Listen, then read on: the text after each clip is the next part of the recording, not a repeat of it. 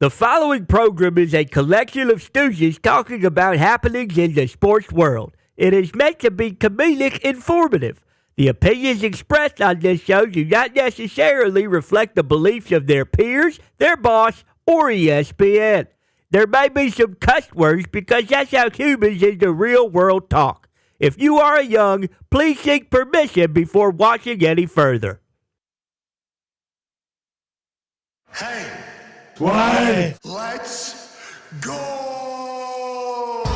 This show stinks, and the fact that you listen, we are very, very thankful for. The all-time leading tackler for the Green Bay Packers, You pig! damn it! Be a friend, tell a friend something nice could change their life. Sport!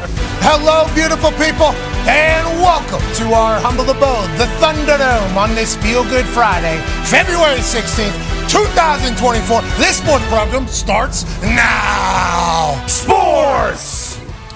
Are happening all around us as we speak. This weekend in this beautiful city of Indianapolis, Indiana, it'll play host to the NBA All-Star Weekend. Tonight, the Celebrity All-Star Game tips off at 7 p.m. Eastern on ESPN. Then there's Skills Challenge tomorrow. Then East vs. West on Sunday. NBA should rule the weekend, and we're lucky to have a small piece of it happening right here in the Thunderdome today. We are going to be packed and stacked with guests from the association, and let's dive right in. Ladies and gentlemen, I'm not alone today. I'm also alongside the Toxic Table. At Boston Connor and four-time Super Bowl champion Adam Vinatieri. Whoa! Are you kidding me? Vinny, you look so cool over there. Thank you for joining us today, brother. It's my pleasure. Thank you for having me here. Hey, now Good listen, weekend. the Dynasty docuseries is up and running. You're a massive piece of this thing. Is that an accurate depiction of your role in it? Well, you know, the first couple series is all about how it started, and then obviously halfway through the transition into some of the second phase of the Dynasty, and then I think toward the end of it gets really interesting for all you non-Patriot lovers out there. Yes. You'll enjoy the second half of the series because there's a lot of controversial stuff, a lot of the Bill and Tom. They're saying like salacious details are coming out. Oh, my God. They're talking Yeah. like the Deflategate. They're talking about the beef behind the scenes. They're talking Spygate. They're talking All of the above. Matt Hamachek Yes. is the name of the director, the producer, and I think he really wanted to piece together like a very transparent documentary and make it good. And allegedly, everybody signed off on it. Robert Kraft, Bill Belichick, Tom Brady, obviously you, bunch of the boys, Bill Burr's in this thing. Braves. Everybody's like, it's like a very transparent documentary is what I've been told. Is that accurate? 100%. Julian Edelman and Randy Moss, I mean, they're all part of it.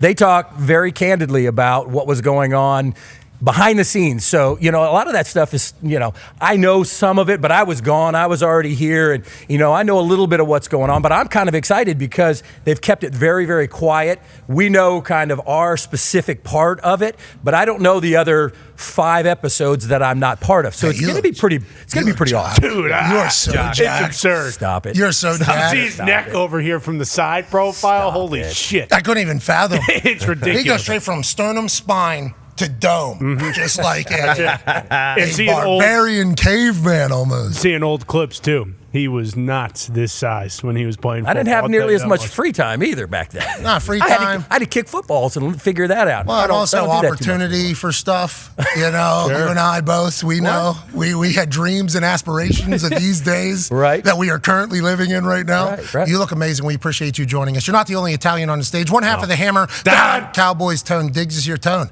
A lot of stars in the Thunderdome. Right? A lot of stars in the Thunderdome today. You know, a lot of wealth in the Thunderdome today is another way to put it as well.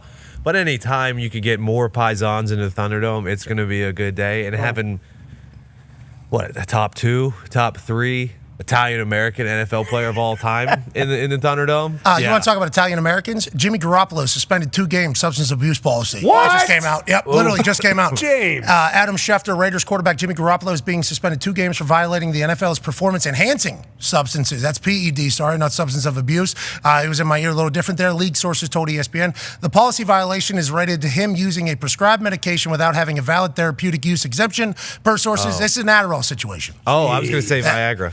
Could be Viagra. Jimmy doesn't need Jimmy. it. He don't need it. Could be Adderall. could be any of these. You get therapeutic use for some things. You have to go through like 4 or 5 different doctors to get them. Believe me, everybody is attempting to get some of these therapeutic exemptions. I think even testosterone has been a therapeutic exemption before, but it went through 5, 6 different doctors because somebody had a testosterone deficiency at an age in which they weren't supposed to have it. So this TEU thing is a real deal throughout the NFL, but everybody knows the process, and it's a long one. It's a tedious one. There's independent doctors, there's team doctors, and once you get through it, though, there's quite a benefit on the other side to potentially make you a little bit more focused, a little bit more jacked. A deficiency that you had obviously needed to be fixed. Obviously, Garoppolo did not go through the proper process, is what we are assuming, just learning this right now. And that's a bummer for Jimmy G, who I don't think was going to be the Raiders quarterback next year anyways, but he's going to miss the first 2 games. Let's pivot back to the NBA, though, shall we? Because they have a massive weekend. Joining us in studio is a guy who has a wet jumper. Oh, yeah. Impressive. Wet jumper. Not only is it like filthy if he was wearing, like basketball shoes and shorts and a t-shirt. In a full suit, this man walked into the Thunderdome and started splashing all over the place. Ladies and gentlemen, insider from The Athletic, the Stadium Network, FanDuel TV, Shams Charania. I'm honored to be here. The energy that you guys have in the Thunderdome, it's a blessing to be here. And Adam Vinatieri to be here with a legend. I used to watch you kick field goals, like they said. You're in good shape now. You're in great shape. What are you saying, Shams? No, he was in great shape, but now you're just, you're feeling good. You're feeling good. Shams, friend of the program, obviously have been for a matter of years. You're climbing the ranks. You are one of the biggest insiders in all of sport, not just basketball. But the NBA coming to Indianapolis. I assume this is big time work weekend for you, shaking a lot of hands, kissing a lot of babies, getting a lot of scoops. A lot of networking, a lot of really just FaceTime because, news and things that I'm tracking, this isn't just something that happens trade deadline week or free agency week, draft week. This is something that you're talking to people, all the people that I'm meeting this weekend, you're communicating with throughout the year. So definitely. Any news come out of All-Star break? Feels like this is a time for some things to get settled. For instance, for us, for Combine Week, there's a lot of agents talking to teams, and there's a lot of rumors that kind of get started. Super Bowl week, when everybody's around each other, a lot of rumors get started. Here for the NBA, I think this is the only time where everybody kind of comes to one city. A lot of rumors and stuff like that take place. It used to be when the trade deadline was after the All-Star break. That's when you used to hear it. When I first started covering the league, it was after the All-Star break, and that's when it was rumor central. It was like winter meetings of the MLB. That's what it used to be. Now it's like teams, and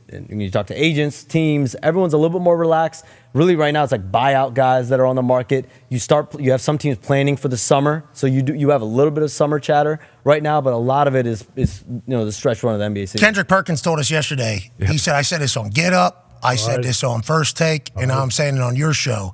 If Lakers fans can just wait one season here and do a little run or whatever, he said, have your little fun. He had a sweet beard, good Cuban link on, turtleneck whenever he said it. Clean. We love Perk. We are big fans of old racist-ass Perk. Hell yeah. He hates white people, but he comes on our show anytime we ask, which we appreciate. But he said there's an all-star coming to the Lakers this next summer or next offseason. Is that just rumors around the NBA? How does Perk know that? Does everybody know that? And who is that he's talking about? Well, I don't know his sources. I don't know who he's talking to. But the Lakers will have 3 first-round draft picks, and they're going to have players. A guy like Austin Reeves. Austin Reeves was a guy that everyone around the league wanted. When they went to try to get DeJounte Murray, when you try to go get Zach LaVine. Is that how that's pronounced? DeJounte Murray. Okay. DeJounte Murray. We got it. We would have got that wrong. I did not think that's how you pronounce it. What'd you think? DeJounte? DeJounte. The J could be so many different ways in so many different languages. Yeah, We exactly. didn't know the I pronounce it with a country of Y. origin. Deontay. That's a Y. Yeah. So everyone wanted Austin Reeves. So DeJounte is what it is. DeJounte. when you have Austin Reeves, 3 first-round draft picks, you could put yourself in a position to go get Trae Young, DeJounte Murray, Atlanta this summer. I think a lot of eyes are on them. They're going to have to make a decision. They have 2 guys, 2 point guards that clearly, they feel might not mesh. And so when you look at the summer, the Hawks gave up a lot to go get DeJounte Murray a couple years ago. They gave up 3 first-round draft picks and a pick swap to San Antonio to get DeJounte Murray in. And now they explored the marketplace, but they didn't get quite the return. So I think a lot of teams are keeping an eye on Trae Young potentially in the marketplace this year. But again, there's going to be plenty of teams that would want a guy like Trae Young as well. But the Lakers, knowing what the Lakers are, we know the market there. They'll have 3 first-round draft picks. Of course, they're going to be aggressive. We also don't know the future of LeBron James. Right now, he's committed to the Lakers. He's got a player option for next season. We know Bronny might have an impact on what he does. How's he playing? Bronny is still a guy? NBA guy? Bronny's, I think he's finding his footing still collegiately. But when you talk to scouts, they view him a lot further along defensively than offensively. Defensively, he's already got the makings of an NBA caliber defender. It's about the rest of his game getting there. Yeah, because everybody just assumed that LeBron's going to go to wherever Bronny gets drafted to. So it's like a 2-for-1 because he's always said he wanted to play with his son. Potential. I mean, there's potential for that, but there's also the chance, let's say Bronny gets drafted by another team. What does LeBron do at that point? Do you play out the year with the Lakers next season? Do you opt in? Do you opt out? Do you go to that other team? But what if that team doesn't have cap space?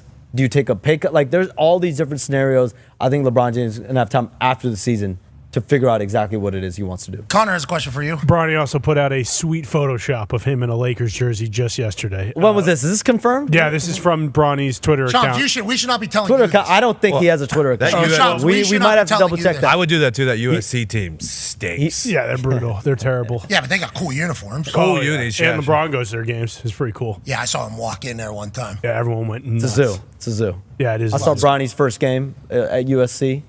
It was definitely a spectacle. LeBron James was there. The one I saw had way more retweets. This is not from Bronny's account. I saw yeah, like this 2,000. is sus. This is sus here, Pat. Oh, it's fake news? Not on this show. I know, not on this We show. don't put Whose account? misinformation out on this show. That's not Bronny's account. That hasn't caused us some trouble in the past. No, never. Anyways, it would be cool. Listen, there's definitely a chance. Lakers have scouted him. Miami scouted him. Toronto scouted him. Plenty of teams have gone out and scouted Bronny James. The question is, will he enter the draft? The guy will he get there? that we're talking about. Trae Young is one of the names I think if you're the Lakers, you have to keep an eye on because Atlanta eventually, come summertime, they're gonna do something. Trae Young, friend of the program. Yeah, that would be big cool. fan. That'd be very cool if Trae Young ends up in LA. Not that Atlanta's not fun, but you're saying they brought in another point guard when they already had Trae Young? What are the Coonans doing over there? Yeah, I don't know. Connor's got a question for you, Yeah, Sean. another guy that was rumored to be traded, at least recently, Klay Thompson. And obviously he got benched last night, comes off the bench, has 35 points. Unbelievable game for him. Yeah, crushed it. Splash Brothers. What's going on with him? Are they done? Because Steph Curry, after a debacle on Wednesday nights where he fouled a guy with plenty of time on the clock, he decided, you know what, I'm not going to dap up Steph Curry, even though we are the Splash Bros. He even takes a little jab towards Steph, then, rubs his hands together. What's going on with the Splash Brothers? Because a lot of people are saying, hey, Splash Brothers,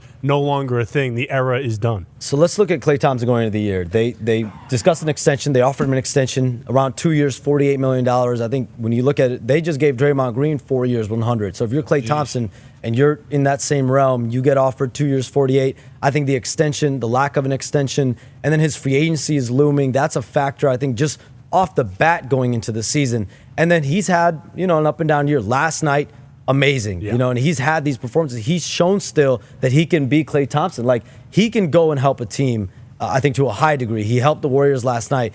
And then you have this question of his role, right? When you talk about sacrificing role, you talk about your minutes. Last night he comes off the bench, still plays significant minutes.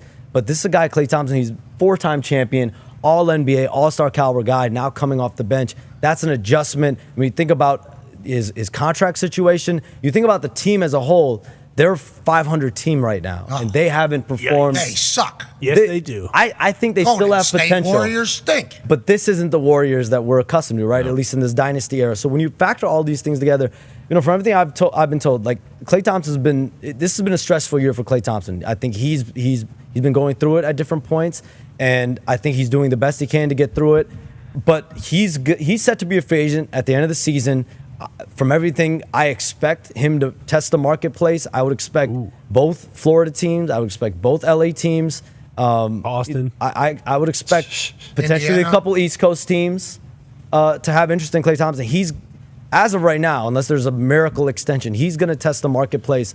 And I think the Warriors have understood going into the year after they didn't extend him. His future's up in the air just for the simple fact he's going to be going into free agency. Okay, did this all start at that golf thing whenever he was just horrendous? And remember Draymond was just killing him? Yeah, dunking on him. You remember that? And Steph was good. Klay stunk. He was wearing his own clothes stunk too. Yep. I mean, there's everything about it seemed to be bad news, bad vibes. Klay always just marches to his own beat, beat of his own drum. So I think he's very, very comfortable being out there and doing his own thing.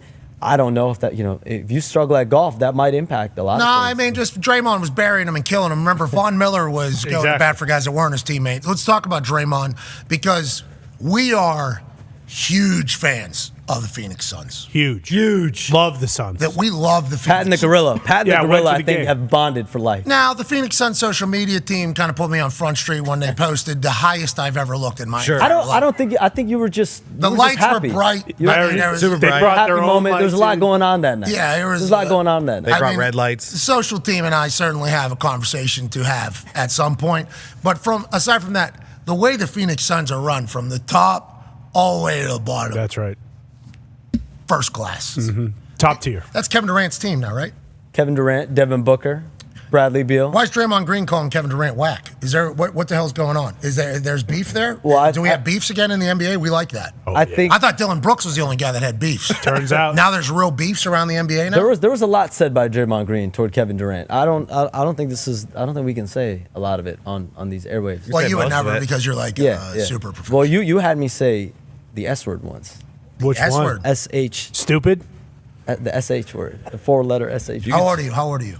I'm 29. You should never sound the way you just sounded. I'm 29. You had me say the SH. Well, this is a Just family. say it. This is a As a family. 29-year-old, you should never sound This is a family. This is a family-friendly show. No, it's not SH. actually. There's actually a thing before that. This is like You're allowed to say adults shit. speak. Yeah. In You SH had word you is- had me say shit. Oh, Get him out, get him out. scumbag! This Once. guy's terrible. Kick him once. out Yeah, now. he just ruined Just the kids. once. Just once. Just once. Vinny, Why- go beat that Draymond guy's don't ass. like it? Do we have more beefs behind the scenes than we once get to? once Kevin Durant left the Warriors, I think obviously there's going to be that level of rivalry. But I think even over the years, I mean, anytime you're not on the same team, there's going to be some level of competition. Kevin Durant's got his own squad now. Draymond Green obviously has his own team. But Draymond Green, you see the chip that he plays with right now. You see why the Warriors are a totally different team when he's in the lineup, when he's not. And what he's done for the Warriors, Kuminga, Wiggins, these guys are clicking now that Draymond Green is back. So Draymond Green, obviously, we can't condone some of the stuff that has happened when you think about Rudy Gobert and things like that. But off the court, we've known him as nothing but a professional. Obviously, he's never gotten in trouble, always been a professional. And when he's on the floor, and Well, off when the he's court, he didn't. I guess practice was on the court. Yeah, That's on the court. yeah. Definitely It was on the Part of baseline. that. It was on the baseline. He was close. kind of pads near the Yeah. pads because I saw a guy end up. Started on court. It was in the arena. It was in It was in gym. He's practice. a man in It the was in arena. practice. Yeah, they're a man in the arena. But I think Draymond Green's thing was when he got suspended, I think he wanted Kevin Durant to call him directly. I think Kevin Durant made some comments. But again, I think a lot of it stems from they're not on the same team anymore. And that's what happens when a player leaves in free agency. Vinny has a question for you, Shams. The only question that we all want to know, who's going to win the NBA Finals this That's a year? great question. Boom. That's a Good great question, question, Vinny. Vinny. I mean, Vinny, that's that's what a I'm $1 million talking question. Come on now. You're putting me on the spot. Good question, man. Absolutely. You know the answer. I'll give you I'll give you my contenders in each. I think you got to put Boston in the East. I think you have to put Milwaukee out there. Even though Milwaukee's gone through a lot of ups and downs. Doc Rivers, I think they're 3-7. Yeah, we've since heard that. getting Yeah, some Doc people are in Rivers. Cabo. He said. Yeah, that's a little dicey. You know, there's a lot of things said about the altitude in Utah in his first game coaching there. Come on. There was a lot. I think Get out. But of I will town. say about Milwaukee, this is a championship or bust season for them, and I think I don't think there's you can't make excuses for this team. Well, it sounds like they like big boss in the game not a lot. lie. If it's championship or bust. They need to win. That's a championship or bust season. I think them. You have to look at Suns, who else in obviously. the, Suns. Suns. Phoenix Suns. Suns we're, for we're- sure. we're- we're not at the West yet. So we got Phoenix Boston. Suns. Those are the only Start two with We're rounds. at Milwaukee. Do we consider Philadelphia a contender? Joel not Embiid, without maybe Embiid. he's back early April. Okay, so he's coming back. The hope is that he's going to be he's back, back, by yeah. late March, early April. That would put him at the tail end of 1 to 2 months. Okay, sweet. The hope is so if he's back, let's say he's back 100%, you have to put them in there, right? Okay. So let's put them in there. And then I think when you look out west, I think you have to think Denver. You have to think the Clippers. You have to think Phoenix. They've got Yeah. star power.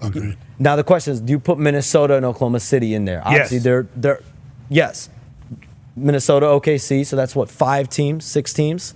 So to me, those are the 8 or 9 teams that I think could go into the playoffs and feel they have a chance. Tone has a little bit of a follow up on one of those teams. Yeah, about the Bucks. I saw around the internet going, there was the elevation excuse for the Bucks and Doc Rivers potentially, and it started with they were at a good record. Coach got fired, Doc Rivers comes in, And then I saw on the internet they said, the only thing that Doc has left in his bag is to throw his players under the bus. And then last night was the half of the players were in Cabo, half were here tonight. Is that already? Is the NBA super worried about the Doc Buck situation? Is it already like, oh boy, this is a mistake? I will say this. Before Doc Rivers took over, their defense was the biggest problem. Yeah. And since Doc Rivers has been there, their defense has been among the best in the league. Okay. So I will say they have flipped on the defensive end. But again, you have to win games. Winning games is the cure, and they have not won yet. But anytime you have Dame, you have Giannis, I think you have a chance. Thanasis. Yeah, They I was just got just gonna Danilo say. Gallinari Sure. as a free agent.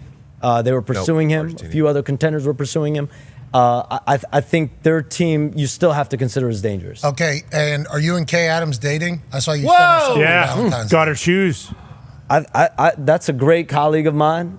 I think she's amazing. You got to know her a little bit too. We do know her, yeah. Not as We're much big as you. fans. We're certainly big fans of her. I think she's amazing at what she does. I enjoy going on her show. Obviously she has to me. Like with you, similarly, you make me feel comfortable when I'm on your show. She makes me feel very, very comfortable. Oh, you're comfortable around each other. That's a good start. That's a great That's a step. great start. That's number one. We saw the Super Bowl together. Right next to each other? We were in the suite. We were in the FanDuel suite. Nice. Did you get drinks Amy together? Howe was out there. She was doing her thing. Nice. Was Raffensperger there? Raffensperger was there. I didn't see him on the. I didn't either. Whenever the stock thing, I didn't Yeah. see him up there. I thought maybe he wasn't anymore. That's good crew. Got some inside info on that? It was good. So you are dating. I wouldn't classify myself. Any news we which have way. not asked you about that we should ask you about? Any news you guys haven't asked me We're about? not big NBA people. The last couple Yeah, we had yeah. the commissioner on. Well, We we do. are a couple an NBA things. show. Yes, we are. I think you have to look at the West and look how stacked Phoenix the West Suns. is. Uh-huh. Yep. The So West. good. We know this is a Tough. Phoenix friendly show. Well, love Phoenix Suns. Another One of my favorite incident. teams. Another incident. This reminds me of Boston Connor actually. Isaiah Stewart. I don't know if you saw this story. Is it in Isaiah the back Stewart, tunnel? In the back tunnels of the arena, punched a player on Drew Eubanks in the face. Actually, And then we heard that's that he something got Boston arrested. Connor would do to me. I What? feel. No. Oh, Hold I on. would Let me never. ask you about When this. I was draining those jumpers, Boston was looking at me crazy. I was just testing you. We were very proud of you. He did want to put a little heat on you, see if you could handle the kitchen or not. Welcome to the Thunderdome. Bingo. But you did. You handled it perfectly. So, old buddy who tried to get at LeBron a couple years ago from the Detroit Pistons, where there was like 6 people holding him back as he was sprinting to go fight LeBron, was in a back tunnel of the Phoenix Suns arena, which we've been in. Beautiful. So nice. Punch Eubanks in the face, Yeah, allegedly. yeah, that happened. Then he got arrested. He got arrested, I believe, for assault and then citation, and then released. So how's that happen? Eubanks has to press charges there. Phoenix press charges. I think there was police obviously there. There's always police. There's security in these arenas, and yeah, that's what happened. But Has that ever happened before? That feels like something in No, the sport I mean, world, I like in have- the NFL tunnel. If 2 guys got into a fight, I don't think like police would get involved ever. so on my show, Chandler Parsons, Lou Will obviously played a very long time, and they said they've never seen anything like this. I mean, usually there's stuff that happens on the court all the time, but I mean, for you to be walking into the arena, and then you exchange words all the time, and from what I was told, went chest to chest. But then anytime you throw one. And then old buddy didn't even. You said, I think you reported Yeah, that he didn't even flinch. No. I flinch. was He pretty just ate stone it. cold. Yeah. No yeah. sell. Eubanks ate it? Yeah. So Eubanks, big winner in this whole thing. Didn't get arrested and didn't get really. didn't feel any, That's a win for you. Don't get arrested. That's a huge. That's a Somebody life- who has been arrested, not getting arrested big is a thing. It's a huge big thing win in life, Shams. That is a huge win. Just as somebody who's been a part of it. Okay, so how's that get ended? Well, this is now a league investigation, so it's up to the league, and it's also a police investigation. Come so on. It's really not even. Don't we in the have hands more of to the worry teams about anymore. than 2 NBA It's- guys it's- punching each other in the face? me a break. It's now up to them to figure. So this nobody out. would have seen this. No kids would have known this happened. Like nobody's getting influenced and do bad things. 2 NBA guys get into a fight in an NBA building, and now we got police involved. For one of them, yes, yeah. There was police Come involved. on, there was man. police involved. Who in here Can't be just punching people in the face. We get it. Of course. Can't Who be in a- here would do that though? I feel like there's got to be some energy like that in here. that would punch somebody in the face? Stop looking at me, dude. I understand what you're trying to say here, Shams, and what plane AB, you're I'm trying to having fun land. over I actually think Nick would be the guy that would punch you in the face. Yeah. I think Nick would be Nick, the guy. and, you. And Nick is the one who's the quietest. It's the one who's No, the he's quietest. not the quietest. And- That is and the, one- on the he's show. In the shadows. he's the He's in the quietest. shadows. Yeah, quiet mouth normally means loud mind. And Don't fist. ever forget get that. And fists. All right, chums, we'll have a fantastic Appreciate you guys All-Star having weekend. me. I should have just came here in 2020. I should have just, when everything was shut down, I should have just been making the drive told you back that. and forth when you guys had the Thunderdome in the city. But Well- this is a beautiful setting. Seriously. Thank you. Very beautiful. It's much Glad nicer I made than it out. the last office, and it's much closer to all of our houses. So this is about a 5,000 Sources times. say you live near. Oh, yeah. Sources. You know where Monroe Lake There's is? a lake 40 minutes away. Yeah, it's 40 minutes Yeah. north. 50, I heard. Yeah, 50 too minutes. hot, From too the hot. city. 50 minutes. Yeah. 50 minutes north. People have found my house. It's not good. Needs feel that. security. Just like you, Shums. You guys got security all over Yeah. here. Yeah, we got Navy SEALs. Yeah, and we You got can't see 'em. mines. You can't see them. They're hiding. You want to hop a fence? We got mines. Adam out Silver there. came in. We got a moat, too, on the backside. That's Adam right. Silver came in and was like, there's not a lot of security here. I'm like, oh, that's good. You didn't see our Navy SEALs. Big. Yeah, they're in the trees. Gillied up. Yeah, Adam Silver didn't even know there was red dot on his forehead as he was driving up to the gate. You know, I we got feel a- like, Pat, you own Indy, though. You probably have like 7 homes out here. well, that is actual factual. You never, That's you never your know. best shot of the day. You never know where We're Pat- working where on that. Pat Though. is. We're working on Yeah, that. we're working on that. We're actually trying to change that. Yeah. We're actually trying to change that right now. You know, little house. Some very nice houses going for sale. Yeah, a lot of houses up for sale soon. But you know what they say? The only thing you can't make more of, land. Boom. You know, so out here in Indiana, try to get that as much as possible. Shams, before we let you go and invite our next guest on, we have to have you shoot a basketball. We have to have you shoot a basketball. okay. For the people, though. Yeah, for For the Shams. people. So I You can know, get ready right now. Before the show, go ahead and run the clip of before the show what Shams was doing with a basketball. Here, you can give me your jacket there. Look at this. Splash. Bucket. Just there's music blaring. There's a lot of humans here. Shams. Splash. You gotta have the greatest jumper for an insider ever. Yeah. Who won the game? We played a game. We played Pat. Yeah, you beat me and Pat. Now, granted, I was in cowboy boots and hadn't shot a ball. You've been warming up for 25 minutes. That is neither here nor there. Pat, we got to shoot one time. We got No, you got the Geigers on. You look fantastic. What do you want to do? Which hoop do you want to go to? What do you want to shoot? A 3? Do you want to shoot a free throw? One shot. One Hold opportunity. up! Hold up! Slow down, Sean. Jeez, Shams. This guy's a lunatic. If you He make is kind this of shot, a bit of a loose cannon. he is a little bit. He is kind of a little nuke. bit. Since he got here. Well, he hasn't had lunch yet, and we know how much he loves lunch. Lunch so. is coming up. True. Lunch is coming up. Oatmeal. Shams, if you make this shot right here, it's going to be an NBA 3. That's where you're shooting? Have you worked with Lethal Shooter before? Okay. You worked with our guy over there? Jason Smathers. Smathers, Indiana legend. Indiana legend. Shooting coach for Gordon Bombay and Hayward. What? Nice. If you make this NBA 3 right here, you can do a free come throw? on. If you do a free throw, you're a wuss, dude. We just watched you hit 3 threes What are in you a doing? row. Okay. Shams, be decisive Come for one on. time in your life. It's the All-Star weekend, dude. All right, Shams, if you make this, Vinny, 20, 25, 30, 35, how many winners? Ooh. They get $500 if that helps. Oh, 35 then. Let's go. Okay, Vinny, all right. Vinny. Hey, but I think you should make it a little interesting. I mean, I watched Seth Curry hit it from the back tunnel. Yep. Yeah, well- And now all of a sudden we're taking, free throws? If or it means what are we anything, doing? Halliburton missed 15, 20 straight from right here okay. yesterday. All right, never mind that. Okay, so 35 winners of $500, Shams, if you make this NBA 3 on your first try. Come on, Sean. on. For the Shams. people, For the Shams. We know people. you're a For the for the people. people guy. He's got 10 bracelets on his shooting He does. hand. He hasn't shot on this net. One time. He didn't shoot on that net once. Why are you shooting on that net? When the pressure is Brother. Shams. Shams. Shams. Every shot. Shams. Every shot you Okay, take. hold on now, Shams. There has to be some sort of Minus 10. 25, yeah. 25 winners of $500, Shams. If you're able to, look how the guy's got a perfectly tailored suit on. Looks Yeah, great. it's The tough to shirt- shoot in dress shirts, yeah. Yeah, it's tough to be this handsome and be athletic. 25 people, $500 if you make a shot into that hoop right over there. Shams, I want to let you know, the people are saying this guy sucks. No way he makes it. Yeah, right away it didn't look good. Do you want to go to the corner where you were? Are we down to Go to your 15 money now? spot. 15 winners now? Is that what 15, we're at? 15 50 winners, winners. $500, Come on, Shams. Sean. For the people. Oh, man. Go to the other corner. Go This to the guy other corner. sucks. I don't think the other corner's the right place. How do we do 7.5 winners? How does that work? It just feels like. How about this? Don't look at me. 50 winners of $500. Oh, you make this one. 50. It's the last one, Shams. Pressure. Baby Shams! Attaboy, Sean. Baby Shams! Hey, we appreciate you, buddy. You're the absolute man. Congratulations. 50 winners, $500. Geez, cost the company. Hey, tell him nice to meet you. Yeah. Hey, very nice to meet you, man. We appreciate you, Shams. You're the best. As Shams makes his way off the stage into a weekend of dominance for the NBA All-Star Weekend with 50 winners of $500. For the people, this show. Yeah, but you had an air ball, too, to start that thing. I know, to get up to 50. A couple news happening around Indianapolis. Thank you, Shams. Hey, Shams, thank you, buddy. Yeah, you're good. Thank you, Shams. Love you, Shams. Good working. All right, see you later. He's very handsome. He is. Great guy.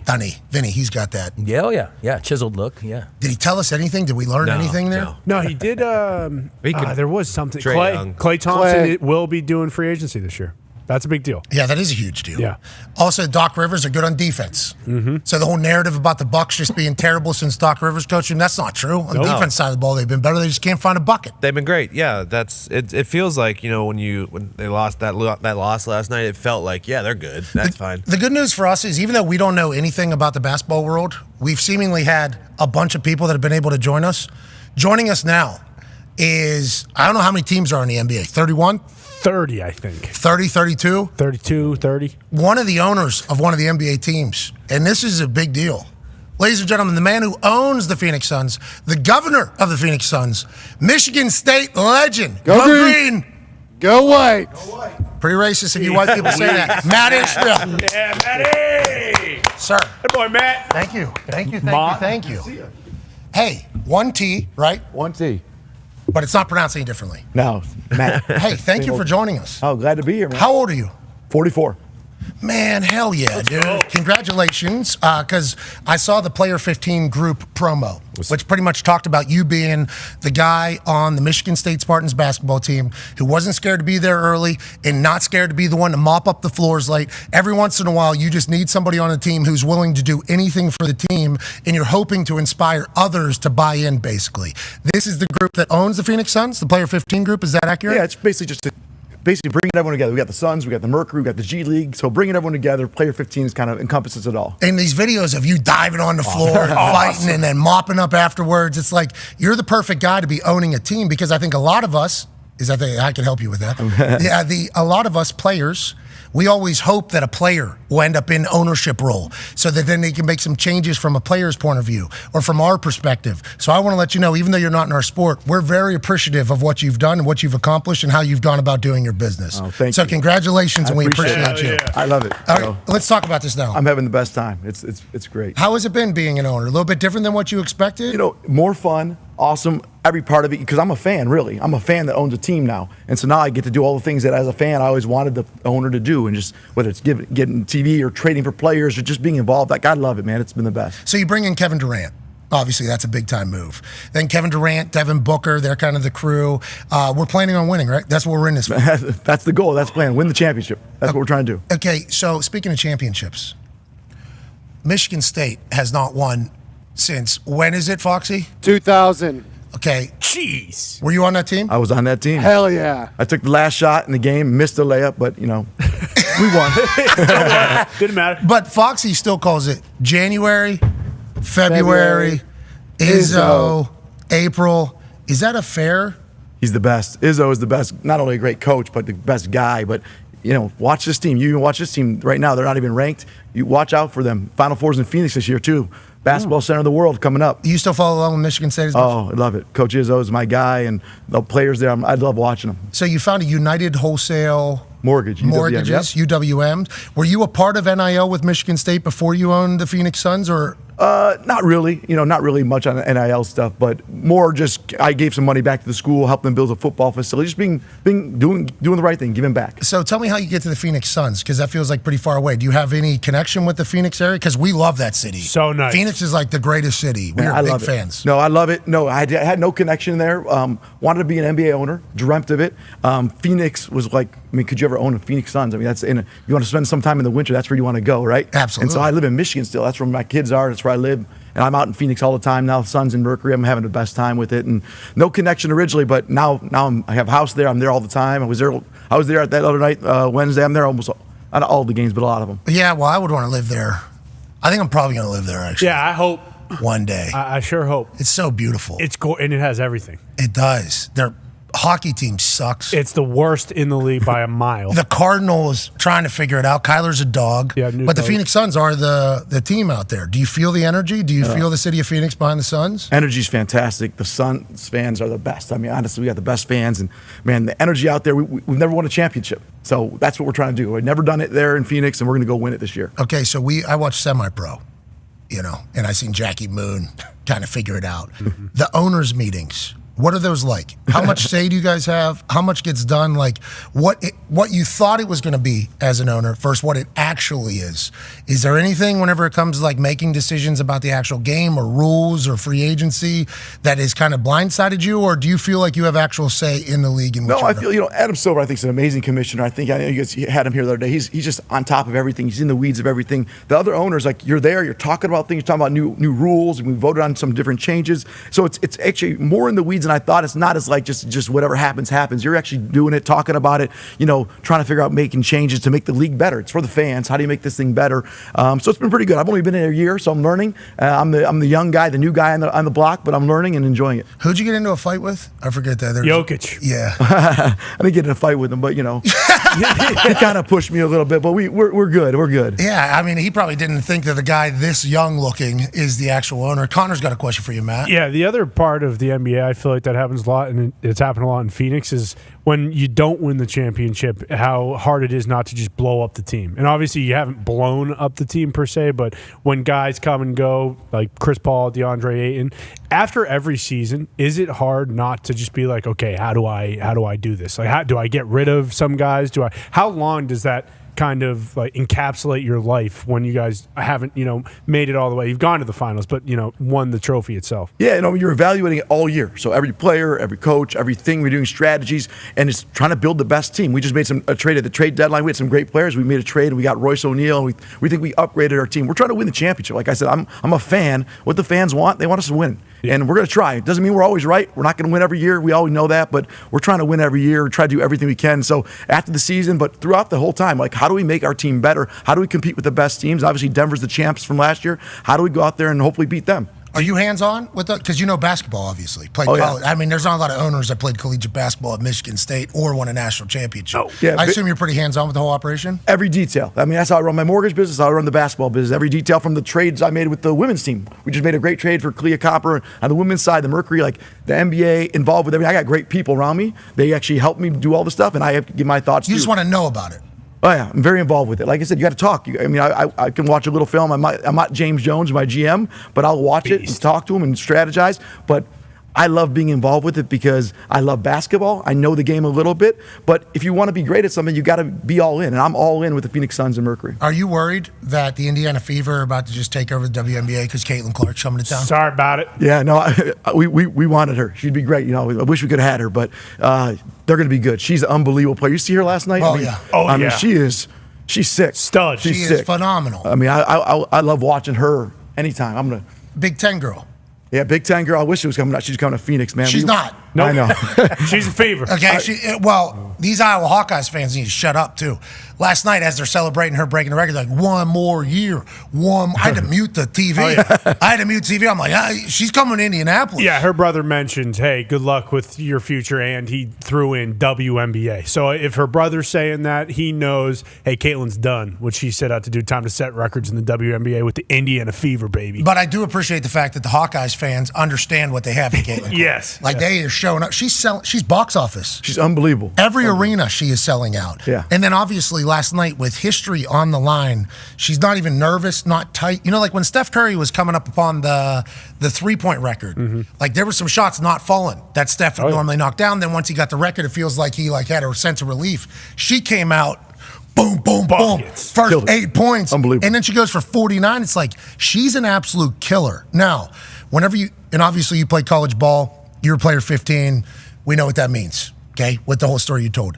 When you're around like Kevin Durant, Devin Booker, and whenever you're trying to find guys for your team, are you trying to find like killers? Like, are you trying to find, like, what is the, Absolutely. How do you get over the hump, like, Absolutely. in your eyes? Well, Kevin Durant and Devin Booker are killers. These guys, their mentality, I love being around them. And they're killers and they're amazing players too. But just seeing these guys, my DNA, Michigan State basketball, like I like guys that play tough. We're different. We want to build a culture in Phoenix, and so we look for those kind of guys. That's one of the big reasons we traded for Royce O'Neal. I think he fits in like that kind of mentality. But honestly, Booker, Durant, Beal, Nurkic, like I love Nurkic the way he plays. He's big, strong. This guy's a monster down there, and we got Grayson Allen, who's tough, plays the right way. Like, we got a team. Well, I like Grayson Allen's guy trips everybody. Yeah, that's right. Is that what he does? No, not anymore. No, that Not was in a long time ago. Yeah, This guy's a great guy. I'm telling you, man. You'd love him. You would love him. Well, as he was tripping people, I was like, this guy is awesome. Yeah, when they were playing in L.A., actually, Emma Stone was leaving the game, and she said bye only to Grayson Allen, and the entire bench was like, what the hell just happened? Absolute dog. Yeah, so what's next for you? What's that? Obviously, you're on the Suns. You got UWM.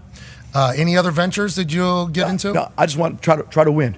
Try to win with the Suns, the Mercury, try to win championships, be involved with it. I love it. I'm in the weeds of it. My mortgage business, I run it all day, every day. That's what I'm doing most of the time. But basketball business, I got 3 kids, and I coach my kids' sports on the weekends. It's the best. God, how do you have enough time? How do you have the energy? How do you have the juice? You make the time. You make the time every day. And so I got young kids, coaching flag football, basketball, trying to win those games too. I don't care if it's 9-year-old football. We try to win championships. Are we smacking the wood?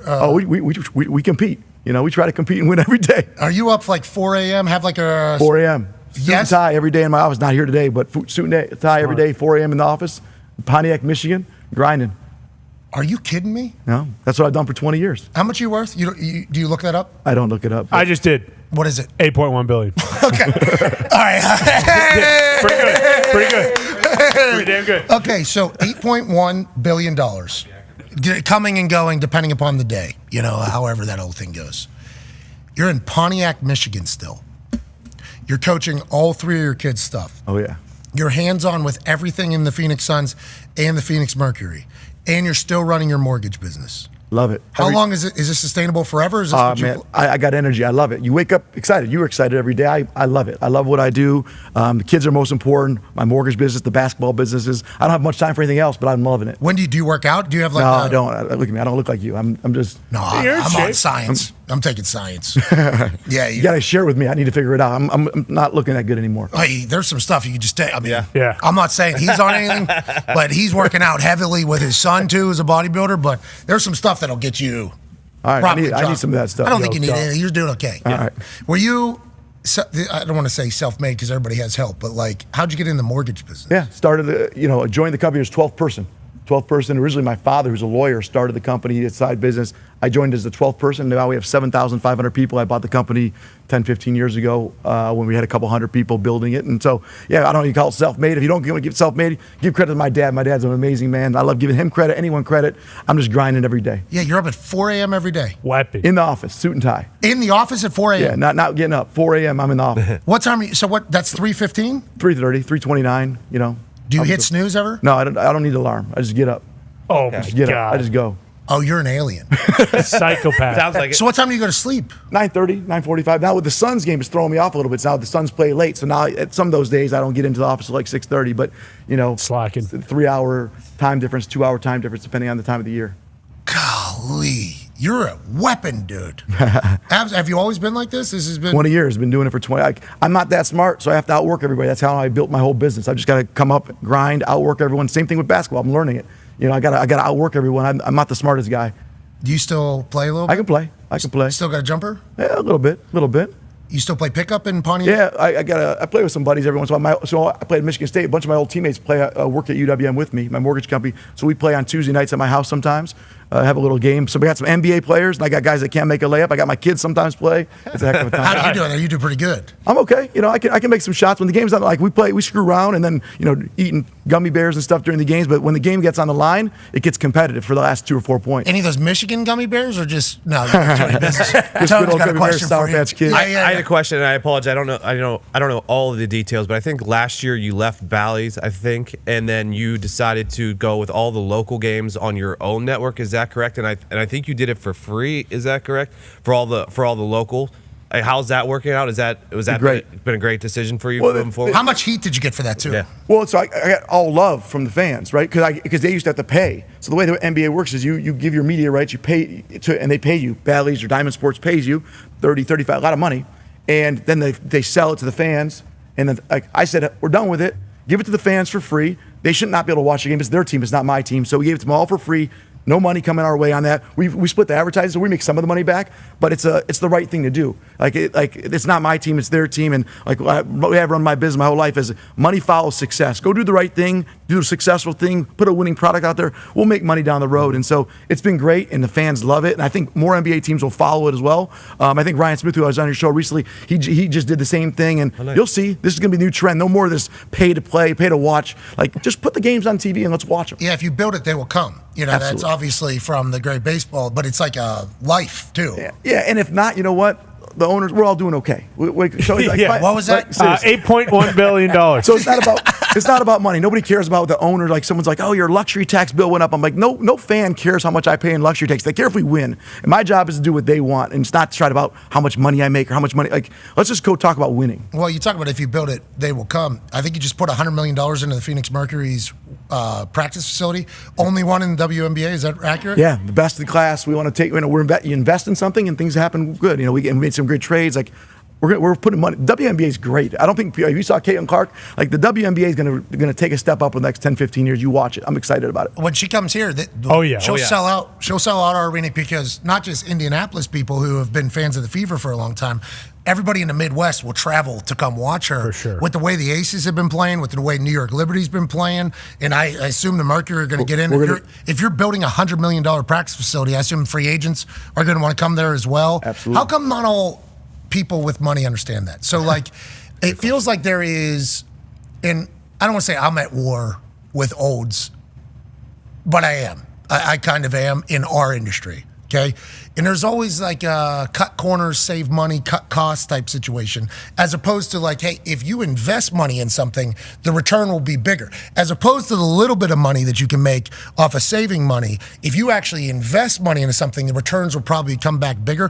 Why do some people that are in positions of power and have money, why did that become almost a train of thought for a lot of people? Yeah, I really have no idea, because the truth is people jump over dollars picking up pennies all the time, doing the wrong thing, cut costs. How about you just go do the right thing, invest, spend time, spend money.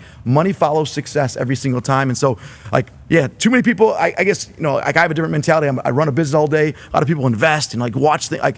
I'm just do the right thing. Good things happen. It's been successful for me. It's successful for a lot of people. And I think more and more people are going to see that going on. Were you a business major?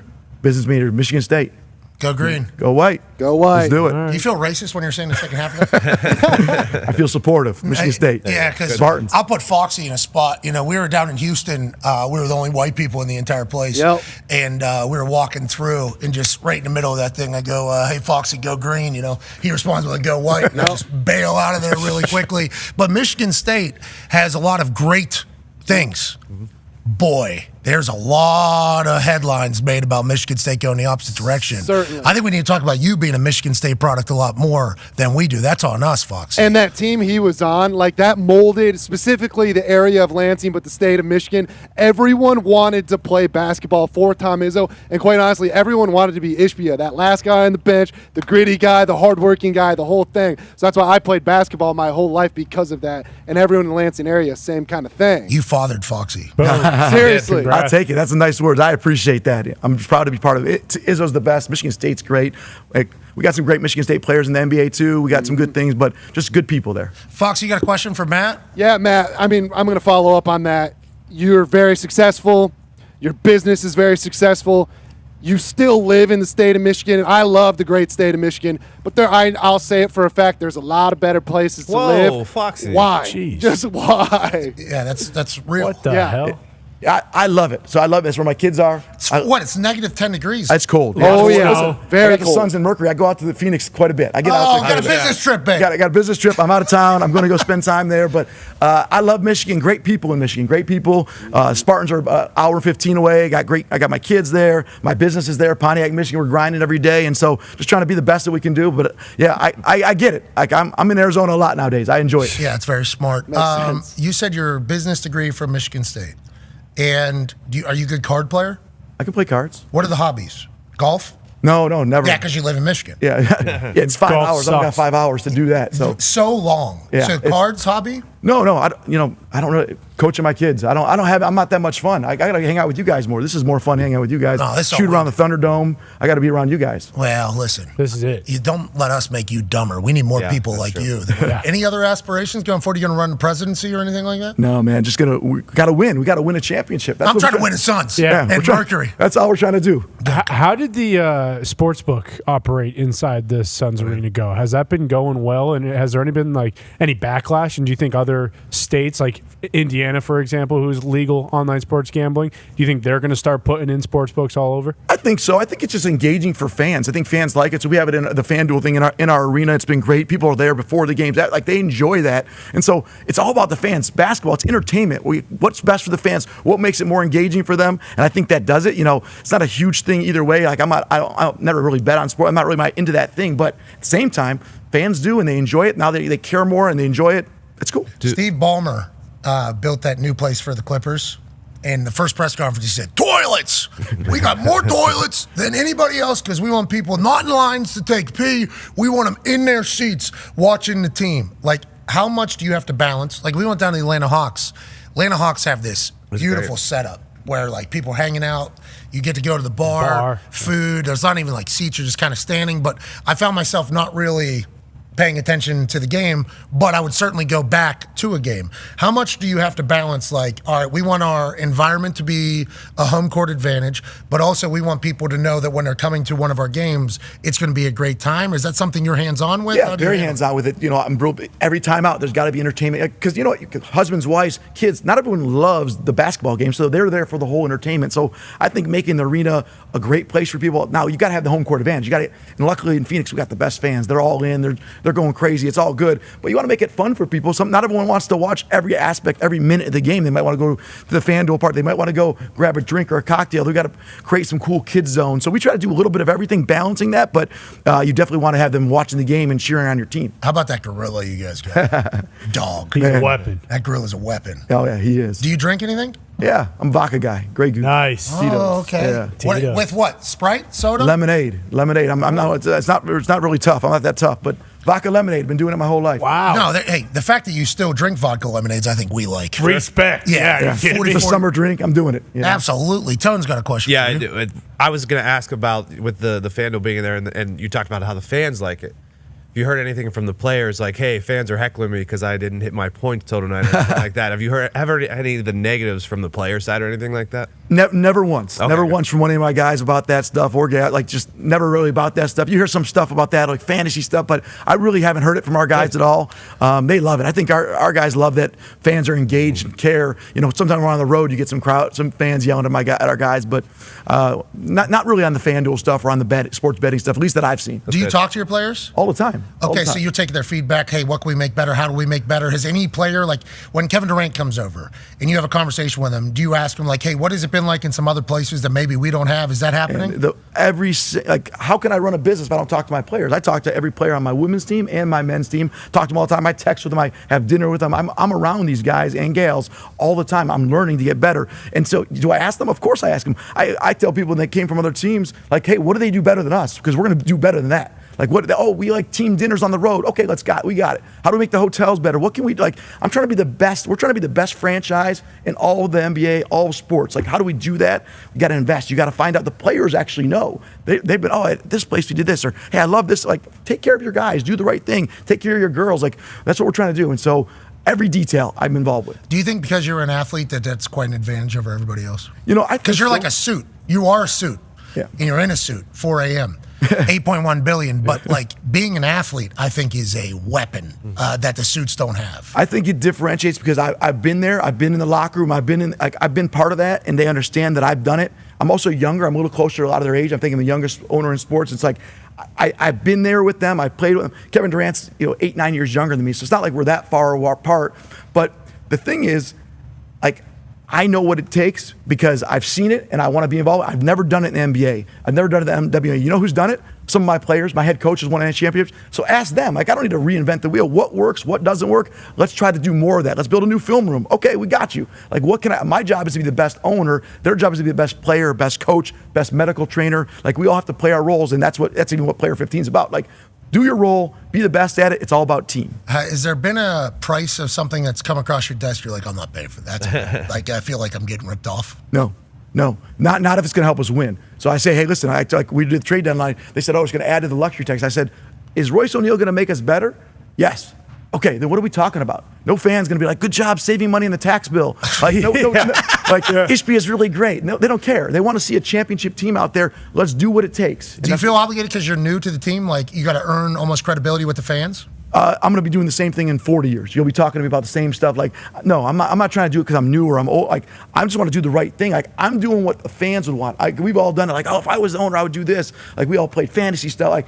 Like now I am the owner. Now I'm going to do what the fans want, and winning is what they want. Damn. What have you learned about the NBA, about building a championship team that maybe you're still trying to find with your squad? Well, I think the biggest thing you learn is health, right? Like I took for granted that, these guys got humans. Yeah, they're human beings, and you get hurt. And like you got it, so with the medical stuff and making sure that they feel comfortable and that we do all the right things to get the players playing, because I think you got to build the best players, build the best team by getting the best players, but you got to make sure that they play. And so being healthy is a big part of it. We started the year with some unhealthy players. We weren't as healthy. And then the last 25, 30 games, we've been one of the best teams in the league like we expected. And so health is a big part of it. But putting the guys in positions to succeed too. It's like any business, like team with the best players usually wins. If you treat them the right way, you have the right vision, and you work hard. Yep. I'm happy we got you. I'm happy the United States of America is created. Yeah, I kind of wish he was in the NFL, but whatever. Yeah, you have no aspirations for NFL? Yeah, I love that. NFL, I originally bid on the Denver Broncos. I was trying to get in that. The Waltons beat me. I didn't get that one, but that's not going to happen. You got 8. They got 50. Yeah, I realized that. But NBA is my thing. WNBA is my thing. I'm a basketball guy. I wouldn't rule out NFL one day, but like NBA and WNBA, I got a lot of work to do to learn. Now, you get along with all the other owners there? Yeah, most of them. Yeah, we get along pretty good. They're all good people. They've all been really welcoming. Most of them, huh? You've had a couple? No, they've all been great. They've all been great. No. A couple. Do you know the NFL owners? Tepper in particular? I don't know. I've never met him. I know a lot of the NFL owners. I know that I've met a lot of them, and they've been honestly. This is one thing about sports that I learned: the owners, to give credit, NBA owners, NFL owners, MLB owners, they have been great. When I was trying to buy a team, like learning about it, they would welcome me in, have lunch with me, talk to me, nice. They were like over the top cool with me. They didn't know me for anybody. I give a lot of credit to NBA, NFL, and Adam Silver, Roger Goodell, these guys, they care about the sport so much, and the team, it was better than expected on that. The owners have been better than you expect. They share. I called one of the owners the other day, hey, do this with your team. We're teammates except for the 48 minutes on the court. How much did you get the Suns for? $4 billion. And you just have to pay for that, or you get a mortgage out? No, I wish there was a mortgage. No, you actually wire out the money. It's gone. -4. Just watching that. Jeez, yeah. See you later. All right, now we got a team, though. Well, I'm happy that you're an owner during our existence. Yeah. Good luck out in Phoenix. Good luck with everything else, and you're the man, dude. Your energy just made me feel better. Seriously. I love being with you guys. This is the best, man. I'm going to come back. Well, you're in Pontiac, Michigan, so come by whenever you want. Go. Very man, close. ladies and gentlemen, owner of the Phoenix Suns, governor of the Phoenix Suns, Matt Ishbia. Hey, thank you. Man, appreciate you. Nice clean dap up with a billionaire. Yeah, he is a dog. I'll be honest. I did not expect that. 44 years old. Absolute weapon. I mean, what was that? That's sweet. 4 a.m. in the office. Yeah, That's how it happens. Beast. That's just a Michigan State guy. Sure. That's all that is. Foxy, your ass ain't in at 4 a.m., pal. Finally found one. Jeez Louise, what a legend. That was so cool. All right, next hour we got AJ Hawk. Vinatieri's still here. Hell yeah. Who else? We have no idea. Be a friend, tell a friend something nice. We'll see you then.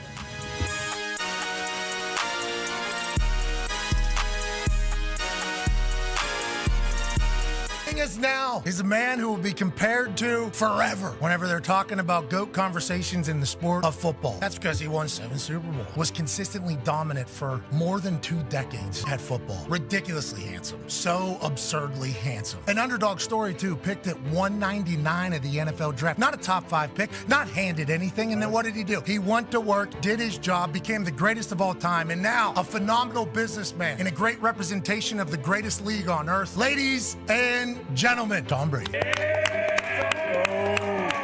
Hey, Hell yeah, What's dude. up, my man? Tom, I thought this was all potential gimmick rip. I didn't know if you were actually on the show. I'm so pumped you were here. Hey, we love you, dude. We love you, Tom. I appreciate it. When you're 40 years old and you've won 6 Super Bowls and you're already being called the GOAT, was there anything to you getting to the point of just being, I'm tired of Bill Belichick talking to me like I'm a 23-year-old? Because that was kind of the lingering at the end of your time at New England. There was so much people just trying to create some division that most of it was untrue, but it's just the way the world works. And naturally, I think division from within is a big problem in these team environments. And I don't like seeing any dysfunction in team environments. Obviously, my respect for Coach Belichick is pretty well documented. He was an incredible leader and coach for our team. And I tried to do my best every single day that I took the field. I knew that he did the same thing. And I think that's why I respected his coaching so much. But whenever they talk about the Patriot way, that is normally the reason that is given, is like the Patriot way, the Patriot way, the Patriot way. I've never used that term in my entire life. I think when people say it, I'm always like, what's the Patriot way? It sounds like the title of a book. I think what we tried to do was we tried to do things the right way. I think we tried to practice the right way and prepare the right way. What happened on game day was ultimately a reflection of what we practiced. And I thought we had great leadership from our coaches, and it filtered down to the guys who really drove the culture. We had so many guys that I played with over the course of a lot of years that really understood that, okay, I'm going to care about my teammates and I'm going to care about helping the team win. There's a guy on our show who is a diehard Patriot fan. Boston Connor has a question for you. Yeah, Tommy, I have to. What's up, Boston? I have to start and just say thank you. You know, my whole life has been incredible because of the fact that you have won 6 Super Bowls. And, you know, I'm a loser every day, but I'm a winner as a football fan because of you and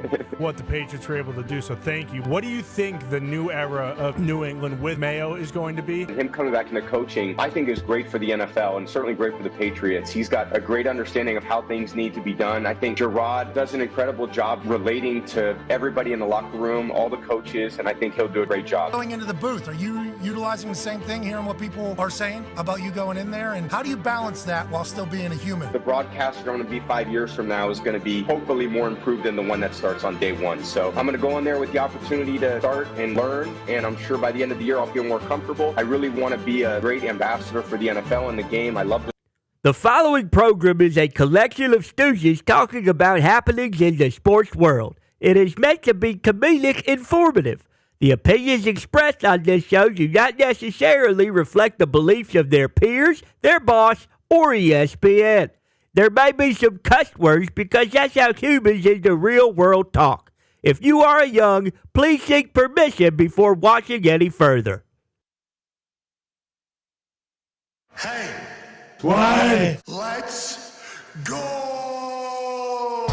This show stinks, and the fact that you listen, we are very, very thankful for. The all-time leading tackler for the Green Bay Packers, you pig!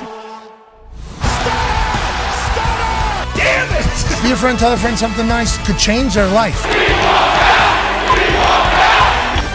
Sport! Hello, beautiful people, and welcome back to our humble abode, the Thunderdome, on this Feel Good Friday, February 16th, 2024. Hour 2 of the program starts now. Sports are happening all around us. The NBA has invaded Indianapolis, Indiana, as Matt Ishbia, the owner/governor of the Phoenix Suns, makes his way out of here alongside Shams Charania and representatives of the Suns and the Mercury. This is a phenomenal time to be in Indy. We're lucky to be here. I'm not alone, obviously. One half of the Hammer, Dahn. Cowboys, Tone Diggs is here. Tone's been battling over there. Yeah, a little bit. Tone left twice during Shams and Ishbia made his way back and asked great questions. We appreciate you. Got a cough drop. We got 2 weeks coming up. Perfect time for your voice to get out. And the Toxic Table is here at Boston Connor. Sweet shirt. Thank you. Yeah, it is. It's the same one as Wednesday, essentially, just different animal because everybody was so excited about it. The Flamingo one is. It's the same exact one. They're in the same tab. Next to each other. Not nearly as good. Speaking next to each other, next to you is a 4-time Super Bowl champion. Hell yeah. Vinny, I apologize for the chaos that happened in the first hour there. We didn't get a chance to chat with you as much.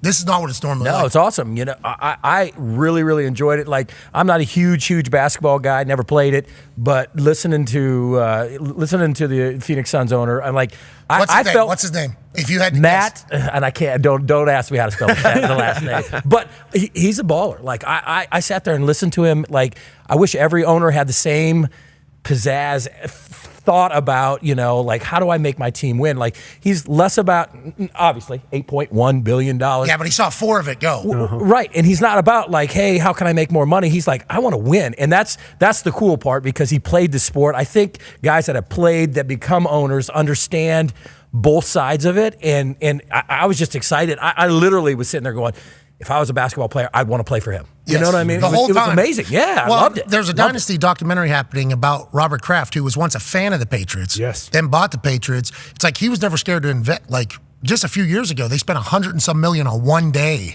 trying to. It's like the owners that get it, and I think this is not just sports teams. This is businesses as well. Like, if you invest in your business, Right. you're probably going to end up making more money, which is the question I asked him. Like, why do people think like, oh, I need to cut corners. We need to do this. We need to do that. It's like, well, you're not going to end up making the big prize at the end. You might be able to stay alive, but you're not going to win it in the end. I think what Robert Kraft and the Patriots did for 20 plus years was exactly what he was kind of describing there, alongside obviously Bill Belichick and the boys. For sure. If you want to make money, you have to win games, period. I mean, that's how you fill seats. That's how you fill luxury boxes. That's how you sell jerseys. That's how you on and on and on and on, right? So you have That's to how you invest. build up Patriot Place. That's how you build up a casino. That's how you build up hotels. Yeah. Does any of that stuff happen without 6, 7, 8, 10 Super Bowl visits and, 6 championships? I don't know. If you don't win the first couple, where does it go from there? I mean, it's completely different now when you drive down Route 1 than it was when I first got there, for sure. Yeah, and then when you win, there's enough to go around. Oh, yeah. But some people think like, nah, we're here. This is enough to go around. Those owners, I think, are going to slowly fizzle out, because as the new money gets in, he talked about the Waltons. The Waltons immediately, Sean Payton in, they're spending money everywhere. Josh Harris over there with the Commanders, I assume he's going to do the same thing. Like, the NFL is going to feel the effects of this new money that's going to come in, and they're all going to be hungry. They're all going to be yearning for it. But there is a little bit of chaos that can come with that. And the Tepper question was a good one, because Tepper's just like fire. Like, you can invest a bunch and still not win. I think he's experiencing that. Yeah, and talking to Ishbia, it kind of like it was similar to talking to Ryan Smith. Like, they have the same thought process as far as the game, as it's not just a basketball game; it's entertainment for everyone. And we're not trying to cut costs, cut corners, or anything like that. And I feel like that is a new business model. Like the old guys, the old suited guys, like where it's just about the bottom line and stuff like that. I don't think it is like that anymore. And obviously, it's about the Those bottom line. people still exist. They do definitely still exist, But they're getting. yeah, bingo. Yeah. Well, in generations, owners, sons and daughters take over, and then they have to either agree with the way that their, their Well, look at the predecessors. Bengals. For sure. Look at the Bengals. They just they bought they built an indoor. Yep. That's probably because Dome. the kids have a little Name bit the more of a say. stadium. Sold the rights, and the kids, Katie, I believe is her name. She Blackburn. is making the decision. It's like, this is good for all of us. Yeah. And I wish there was more of those guys around. But you're right. Listening to him and Ryan Smith talk, it's like both guys that started businesses, had businesses, ran businesses, sold businesses, made money, got into their dream jobs, which is owning teams, and taking the same exact type of approach to it. Like, I want to build this, I want to win. Joining us now is a man who's won college football national championship, Super Bowl championship. He's a Ryder Cup winner. Right. Ladies and gentlemen, the all-time leading tackler for the Green Bay Packers, AJ Hawk. AJ, you should have felt this guy's energy, dude. He was. I did feel it through the screen. I was watching. He, as Vinny says, he brought a lot of pizzazz and a lot of juice, man. I was impressive. Hey, good word there, pizzazz. Great one. We love the word pizzazz. We love the word pizzazz around here. AJ, as you think about everything, are we an NBA program now? I feel like we are. I mean, Shams, you have the owner of the Phoenix Suns, as Vinatieri says. What's his name, AJ? Matt Ishbia. Yes, There you go. Right? There you go. I do not know how to spell that last name, though. Just as it sounds. Yeah, Ishbia, and Matt is just one T, M-A-T. Oh, Ishbia. Sweet. Yeah, dude, He's a dog. he is a dog. Yep, there he is. Matthew Randall Ishbia, CEO and chairman of United Wholesale. I may or may not need a mortgage right now. Yep, please. So this is good timing to become Great friends timing. with Matt with one T. AJ, I don't know if you got a chance to see, the first 2 episodes of this Dynasty docuseries were released. Did you get an early view of them? I did not. No, I'm. you a little worried? Am I worried? Like, Don't be. I would assume like Robert Kraft, maybe Belichick. Anytime you do some of these, you have no idea how it's going to get edited. You have no clue what they're going to choose. Who had final cut? Did anyone get final approval? No, I think the cool part about this is that the producer said we're gonna make this as transparent and raw as possible, and don't say it if you don't want it to be said. If you don't want it to be heard. And I think they took the gloves off and they just said everybody's gonna kind of air it out a little bit because we're gonna celebrate the dynasty as well, but we're also gonna talk about how the collapse of friendships and how it got divided and why Tom and Bill's relationship went, sideways. And I'm excited for some of that. Not excited is the wrong word. I think it's more like eager. Eager's, yeah. Because there's going to be some New England fans that are going to watch this going, yeah, I want to relive the dynasty. And there's going to be the rest of the world that goes, I can't wait to see how it collapsed because F those guys. You know what I mean? And so I'm kind of excited to see some of the parts that I know of.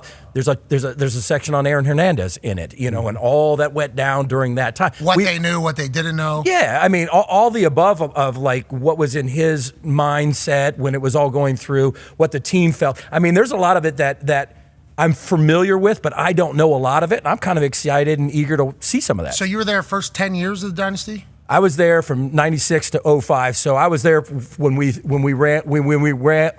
won 3 of the last 4, and then after that, I obviously came here. And did what? And we won another one. The first year, yeah, of course, the Vinatieri effect. Yeah. But were the Patriots already hated by the time you left there? Yes.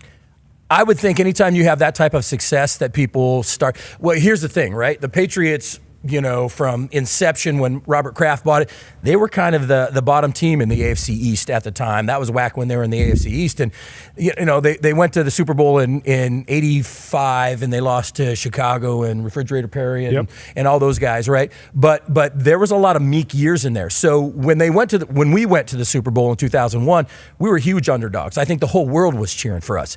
That changes pretty quickly after you have a bunch of success. So I want to ask you about the Chiefs. Because it's happening right now. For sure. We had Patrick Mahomes on the other day. Seemed like the coolest dude of all time. Every interview he does seems like an actual human. He likes ketchup, which I appreciate. Yep. He doesn't have the finer taste now. His new house is awesome. That new house that he has numerous houses. Absurd. Couple golf holes outside, doesn't he? Yeah, he's living high society for sure, but people hate the Chiefs now. That is too much greatness, too much winning, too much success, too much exposure. For the Patriots, what do you think it was? And do you think it's just natural? Here's the thing, right? Everybody wants to see the underdog win. I was cheering for the 49ers because I wanted to see, Purdy, the Mr. Irrelevant win one, right? And I hate it when they always sit there and go, oh, Patrick Mahomes, Purdy, they're not playing against each other. Purdy's going against the Chiefs defensive coordinator and the 11 guys on the field. So it always gets oh, well, he's not equivalent to this or whatever. For me, selfishly, probably, I kind of enjoyed being being a guy on a team that won 3 of the last 4, and nobody else had done that. So, nobody wants to see their records broken, I guess, right? So I wasn't anti-Chiefs, but I wanted to see the 49ers win. And I think... I didn't even think about Patriots people being let's slow these Chiefs down. What Patrick's done, what the Chiefs have done, but what Patrick's done over the last X his amount. Apple Watch. Your Apple Watch is yelling at us. Oh, nice. Hey, shut up, bitch. Exactly. But I lost my train of thought. But yeah, I think Patrick at the end this far, 6 years in. Yeah. I mean, could he potentially break every record that's out there? Absolutely. I mean, watching his skill sets and what he, I think halfway through the season, I didn't write them off, but I didn't think that they were going to run the table like they did toward the end of the season. So it's pretty impressive to watch what that organization's done, Andy Reid's done. I mean, you want to talk about great coaches? Andy Reid. Oh, yeah. Oh, my God. Oh, yeah. To your point about the first 6 years, too, because there's been a lot of that with Brady and Mahomes.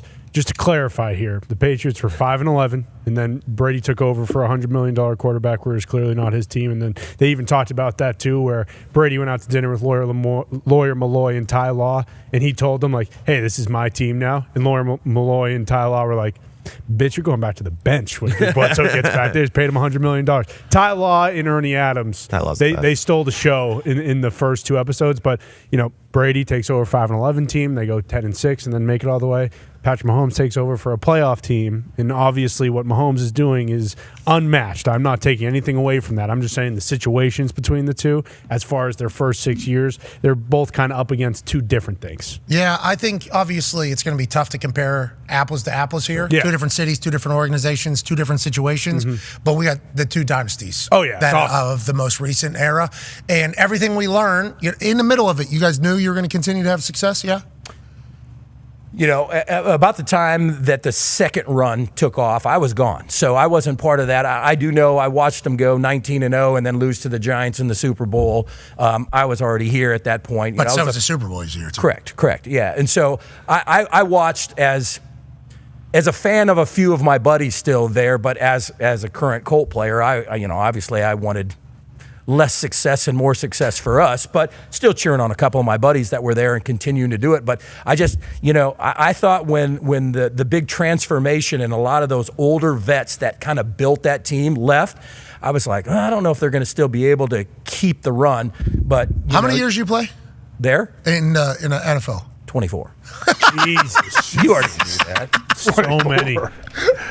What a crazy number. That's fun. Yeah, it was a Did good the run. league change at all, Vinny, from when you came in to when you left?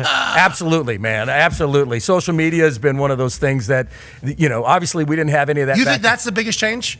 That and fantasy football has changed a lot too. Now you've got a lot of fans that are less about team success and more about their team, if you will. So I think it's brought a lot more attention. It's brought a lot more fans to know the game and stats of players and all that stuff. But I definitely think that some of the social media stuff, like guys are more about how many tweets or how many followers or how can I monetize my account more so than the success of the team. And that's the one thing that you never saw that back in the 90s, early 2000s. It was all about, hey, if we win, success and everything will go around for everybody. And I think now it's more about, me. I kind of feel bad because I think my name gets thrown around a lot about building a brand.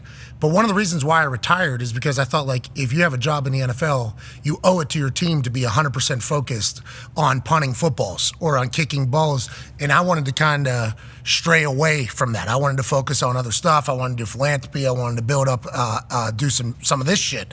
So I think, like, there's kind of a misconception on that. Where But your brand was, it was never a distraction to you or to our team when you were trying to do stuff like that. You weren't live streaming in the locker room after a game. That's a weird thing, isn't it? Yeah. I mean, I took a picture of you one time, and then Andrew Luck was in the back. Oh, yeah. I was trying to give credit to Adam Vinatieri being a legend. He was wearing a towel with like a dress shirt up top. He had just had a massive playoff dub, and then in the background, like Bigfoot, Andrew Luck is Lortha. Oh, yeah. Lortha. Thank God there was a guy with a camera in front blocking a little bit of private stuff. It was literally like Austin Powers. Yeah, it was like amazing. Just blocking it It was perfectly. amazing. It was fantastic. But I felt horrendous. Like, I felt sick that happened. Nowadays, it's almost like, oh, I got a good piece of content from some people, not everybody. Yeah. But those who can keep the culture on the main thing are going to be the ones that win. Andy Reid's been able to do that. Bill Belichick was able to do that for a long time. He doesn't have a job now, and a lot of people are trying to speculate on why he wasn't hired. One of the things that is being said, we don't know if it's true or not, or if people actually feel this, is they don't think he'd be able to coach in the modern football era. Obviously, you played football for 24 years. You went through like 6 different eras of the NFL, let alone from tackling, the style of play, the style of human going in there. You think Bill Belichick could coach at any time, no matter what? So I think the thing that Bill Belichick does really well, and Bill Parcells, and probably Andy Reid, I've never played for Andy, but some of these guys can cherry pick their leaders, right? Like I know when Parcells would go to a new team, when he left us and went to the Jets, first thing he did, took 5 or 6 of his captain, his older leader guys, right? And he brought them to his team, and he did it again when he went to Dallas. He would get his guys that would believe in his philosophies and would drink the Kool-Aid and would lead the guys. The thing about the Patriots, and the reason why they had a dynasty, is because they had great coaching and great players, but they had leadership that a lot of teams don't have now, right? And so they had the guys, the Willie McGinnis of the world, that would challenge guys. Hey, listen, lifting's at 6 a.m., and we're going to do it before our meetings. And oh, by the way, even if you're there at 5:50, but you're the last guy there, you're late, and we're going to dog cuss you, or we're going to give shit, or we're going to do whatever, right? And that was one of the things that I shouldn't say that because I'm not sure, but I think some of that leadership, the old school leadership on the Reggie Waynes that would go, hey, listen, I want to teach you young guys how to be a pro, right? And I think a lot of guys nowadays are more concerned about how much money can I make or my own stats and stuff. And I don't want to say that. I don't want to say the league's in a bad place. It's not everybody. I know that there's great players out there and there's great leaders out there, but if you want to win championships, you have to have the core group of leaders that are going to not only make themselves ready to play, but they're going to drag everybody up with them. Patrick, Travis. Yes. Yeah. I mean, on the defensive side, Spags said they got 11 guys Exactly. that were all bought in. Even when guys got hurt, they continued to go. Yeah. It's like at your pillar positions, you got to have your best people. And it feels like the dynasties that we've watched, both the Patriots and now the Chiefs, even back at the Steelers and the Cowboys, it's like at the pillar positions, you got your best guys. That's not easy to figure out. Go ahead, AJ. Vinny, one thing I think that makes this, the whole series even more intriguing for people is because you guys were so secretive. Like, you guys didn't give the media much. Obviously, Bill didn't, the players didn't. Did you feel that when you were a player there? Like, did you feel nervous speaking to the media? I've talked to guys that have played there and like, man, I did not want to. I just didn't want to Bill to talk about me in the team meeting for what I said the day before to the media. I watched Bill Belichick tell Matt Light, and again, I'm giving a little information, but Matt was a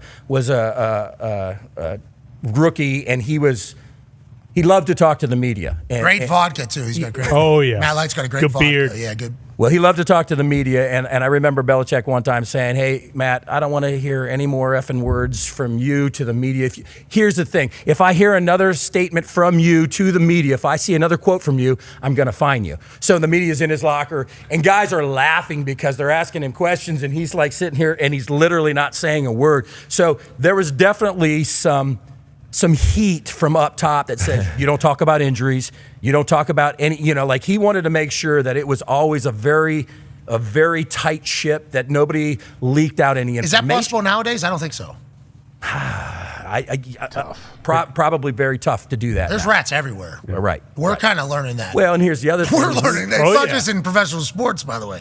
I would like to say, the thing I might be most proud of this Thunderdome is, I mean, we got a tight group here. It's obviously not a lot of people. We got a 15-person business in here every day.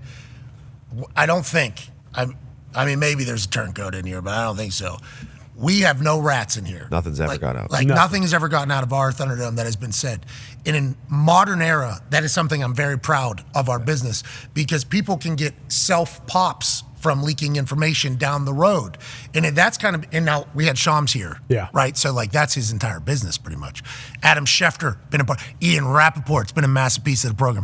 Pelissero, Garofalo, Josina Anderson, Diana Rossini. I mean, even Jet Passon you can throw Jet Passon's in the MLB, and then he's alongside Tim Kirchin. Tim Kirchin, who we miss you, Ty. Hope you're having a good time. Ty you can throw in there too with Yamamoto. Yeah, exactly. Ty in there. It's like there's full professions now. And it's like, it almost behooves you to be a rat. And it's like, when you're trying to build a team or build a business, like, that's how you get killed. Do you think that is another part of like the modern era that maybe Bill Belichick isn't able to control, and people are worried about him coming into a building, not being able to do that type of stuff? Is because we're trying to figure out why the hell Bill Belichick doesn't have a job. Yeah, and he told Atlanta he wouldn't be the GM. He had no problem with that either. That's come out from Arthur Blank directly during an interview. So all the different stuff, like, why? That's what we're trying to figure out. But also, do you think it is vastly different now whenever it comes to that type of stuff and how you go about building a team? I guess the Chiefs, you don't really hear much. No, not really. All the good teams, you don't really hear. No, Tony has been the only one with the Chiefs, and it feels like, and they just didn't even. Yeah, he didn't even. play, He wasn't so. active. Yeah, see you later out there. I think with Bill, I think he's not in a hurry necessarily. I think he wants to find the exact right fit and right team where he can do what he thinks he wants to do and how. And hey, do I want to be the coach and the general manager? Do I want to have this much control or this much say, whatever? And he's, obviously he wants to get that record, but that's only a couple years away if he finds the right team. So again, I haven't spoken to him. I don't know for sure, but as I look at it, I'm like, don't jump in bed with a bad situation. Wait it out and find the right situations, because ultimately, this has no merit at all. But I thought if Jerry Jones could have gave him control, which Jerry's not going to do, but if he could have, that team is ripe for winning championships. I mean, look at their They just stats. seemingly need just like they need the leadership or one thing to get them over the hump. The talent's there, the ability's there. It's lined up, but it just So I think ultimately he's just probably sitting there trying to find the exact right team where he'll fit in and be able to go from 0 to 100 quick. Yesterday, because I was lucky enough to watch it, and we were talking about team earlier. Vinny has a unbelievable little segment towards the end of the second episode. First of all, they go to the Raiders kick was the end of the second episode, and there's a clip of Vinny being like, hey, if you don't make this, your life is over, before he hits the game-tying field goal. Somebody said that to him? No, he says that about himself. He was like, hey, if you don't make this, your life is done. Hey, he treated practice like that too. Well, he went into the zone. Like, he talked about the zone he goes into. I want to let you, this dude is a machine right here. Like, this guy is an absolute machine. Oh, yeah. He would miss a kick in practice, and it was like, worst day ever. I'm like, bro, you kicked 10 balls, you missed one. Who gives a shit? You've already won 4 Super Bowls. But then once you watch, me personally, once I'm watching him treat it that way, I'm like, oh, that's why he's won 4. Yeah. So then I start, getting pissed off over a shank. Like, you molded me into I don't want to say just much better punter, human almost, with the way you focused on your craft. Were you like that going into the Patriots? Do you think Parcells and Belichick created you into that? Was it a fear? Like, what do you think it was? Well, I truly believe there's moments in your life, and I don't think, just like moments in a game, I don't know if this specific moment is going to change your life, right? When we talk about that snow kick or a Super Bowl kick, absolutely. We know that moment is going to change your life for the better or for the worse. We don't usually know when that time is going to happen, but I always try to make practice more difficult than games. I know, Bill Parcells, my rookie year, it's training camp. Hey, practice is over. We're going to do our conditioning. That's back when you conditioned after practice too, in training camp, 2-a-days kind of thing. And he said, all right, Vinatieri, get out there, kick this 50-yard field goal. If you make it, no conditioning. If you miss it, we're going to do double conditioning. So that's the kind of stuff that they put pressure on you in practice. So when you get into a game, it's different, but it's not different. You know what I mean? Yeah, I think you are first ballot Hall of Famer. For sure. We all think that. For sure. I think every football person thinks that. You're up next year, right? I am. Okay, so let's go and get that. We will pound the drum for you, obviously, all year for what you've done for kickers and punters. Justin Tucker. He's a machine. Amazing. Yeah, that guy is an absolute machine. Every craft evolves and gets better as the years go on. Ray Guy used to be the guy. Ray Guy would be like number 15 or 16 in the NFL right now if he was in there, because everybody's gotten bigger, stronger, faster. Techniques have gotten better. That's what's supposed to happen in the sport. Whenever you see guys like Justin Tucker and Harrison Butker, who he mishits a 57-yarder in the Super. Did you see? I mean, he mishit that ball absolutely completely, and he still puts it in. It's like, there's people, I assume, that think maybe you're bitter about that. I don't think that's probably the case, how you feel at all about how those guys are doing. I love the fact that the sport or our craft is continuing to get better.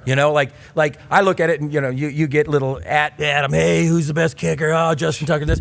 I am a huge fan of Justin Tucker and Harrison Buckner, and there's so many guys out there that Boswell, are so good Moody. Right now. Yeah, Jake Moody's a rookie. Yeah. That guy went through the rookie wall and hit a 50. 52, 55 in a game. I'm like, those are huge kicks in the most stressful, tough time of your life. And I love the fact that these guys are doing it, and our stats, our records, all that stuff will be broken, and great. I mean, that's part of the game. I can sit there and watch this stuff. I get more nervous. I'm watching the Super Bowl, and I'm watching these guys having to do it. And granted, I've gone through it, so I know what it feels like. But I think I'm more nervous sitting on the couch with no skin in the game whatsoever. I'm sitting there going, dude, holy shit, I can't believe this is going on right now. We're watching in the suite at that Colts game, and Rigo's coming out to punt for a backed-up punt in like the fourth quarter, and I'm like, oh my God. I'm like so nervous for it, because there's so many things that can go wrong that people don't. Let's say the snap is just a little bit wide. He drops it. That goes out of the back for a safety. We lose that game right there. Like, those are all things that I'm like thinking of for Rigo. And obviously he just catches it, turns it over, and does it. Whenever we were in that situation, we wanted to be there. But now that I'm watching, I'm scared to death for these guys. I'm happy to hear you are the same thing. It's just different. It's different now because when you're on this, I always said I was always way more nervous when I'm standing on the sideline and I can't make hey, we're up by a point and they've got the ball in 2 minutes and they can go down and score a field goal and game's over. I hate sitting on the sideline because I have no control over it other than flying a towel or cheering. You know what I mean? I like this. I've told the story before about you becoming a psycho, basically, for those game winners, like a soulless human being. Okay, and I assume you talk about it a little bit. Sounds like you talk about getting into the zone a little bit. Did you ever have any of those scared or negative thoughts during your career? How about towards the end there, when you're battling injuries and shit like that? You know, that for me was more about, am I going to be able to help my team? Because you were trying to get the record, right? Well, we all know that. Yeah. Well, you got to a point where when I played against, I think I played against Morton my second year in the league. He was in Atlanta. Shook his hand. I'm like, hey, I'm going to fanboy for a second. I'm like, you know, you were the guy when I was growing up as a kid. Your records will never be touched. Oh my God. You know, I was really fanboying it at the time. And then you play a couple of decades, right? And all of a sudden you're like, you know, I'm looking at the stuff going, hey, you know, there might be an opportunity here where if I play long enough, I maybe can catch his records, right? And so I never really thought about it, but I suppose those last couple of years, it got to a point where I was a little bit more, you know, wanting those records. But I think the most nervous kick of the year for me always was first kick of the season, because it's been 6-7 months of, you know, as you get into the middle of the season, you just get into your routine. Everything goes. Playoffs, yeah, it's a different beast, but by then, you know, you guys are clicking. Everything feels normal and right. For me, when you take 6 months off and you get back out there, you don't forget how to do it, but it was always, once I drilled that first one, then I was like, okay, the season's on the way. Yeah, you're one of the only kickers that has a top 10 kicks. Yeah, exactly. You know, top 10 game winners or whatever. Sets all-time career points record here. On a chip shot. Yeah, this is a chippy. Hey, who cares? Yeah, you right? Know, who cares Don't when they give it to you? It does not matter how 3 counts. You put that thing right through the middle. I assume going into this one, you wanted a good ball to be on tape whenever you broke the record? I did. Like Caitlin Clark last night, she said, you knew I was going to go logo 3 to break the record because that's going to be played over and over and over. And I assume you thought as well, we need to hit a good ball here. Well, you know, we all thought it was going to happen at home the week before, and then it was that game. It never really turned out that I had a bunch of attempts, so it pushed to, of all things, in Oakland, of all places. You know, they I'm sure they didn't want me to break the record there. They still hate me there, but it's okay. You know, it's part of the deal. Yeah, I mean, it's a Tucker wasn't your fault. That's right. that Tuck rule when they go back over that in the second episode is nuts as well. Yeah, because you guys robbed everybody. Well, just the rule that they Charles had, Woodson. the rule that they had in place, the definition of the rule was just the most incorrect rule you've ever heard of, because they read it and they show it too. Offense leaves the fields. Oakland comes on. Patriots defense goes on. I know. I was back in my locker, cleaning my locker out at the time. It's over. Get back out there. Get your shoes on. Of course we Great did. call. Yeah, that's exactly how we talked about Justin Tucker, though. There was a little bit of a scene before game. Yeah, we need to get your opinion. I would have got kicked out of the game for that. Okay, so you think... Because I would have manned up on all of those. Yeah, guys but we would have moved too, don't you think? Yeah, Patrick Mahomes. for sure. You know what I mean? It's Patrick Mahomes. I think that's the big thing that I'm thinking about. Well, it just depends. I mean, if he was out there prior to those guys coming out there, or did he walk out there and put it down where Patrick was doing his thing? So here's my take on it at the time was, I think we've had a couple situations, and I was trying to remember, where somebody was trying to warm up where we were, and it was easy. We just moved a couple feet or whatever. But you were also Adam Vinatieri at the time, so it's like, you know, very easy conversations, and I think I was potentially pretty well known around the league as well.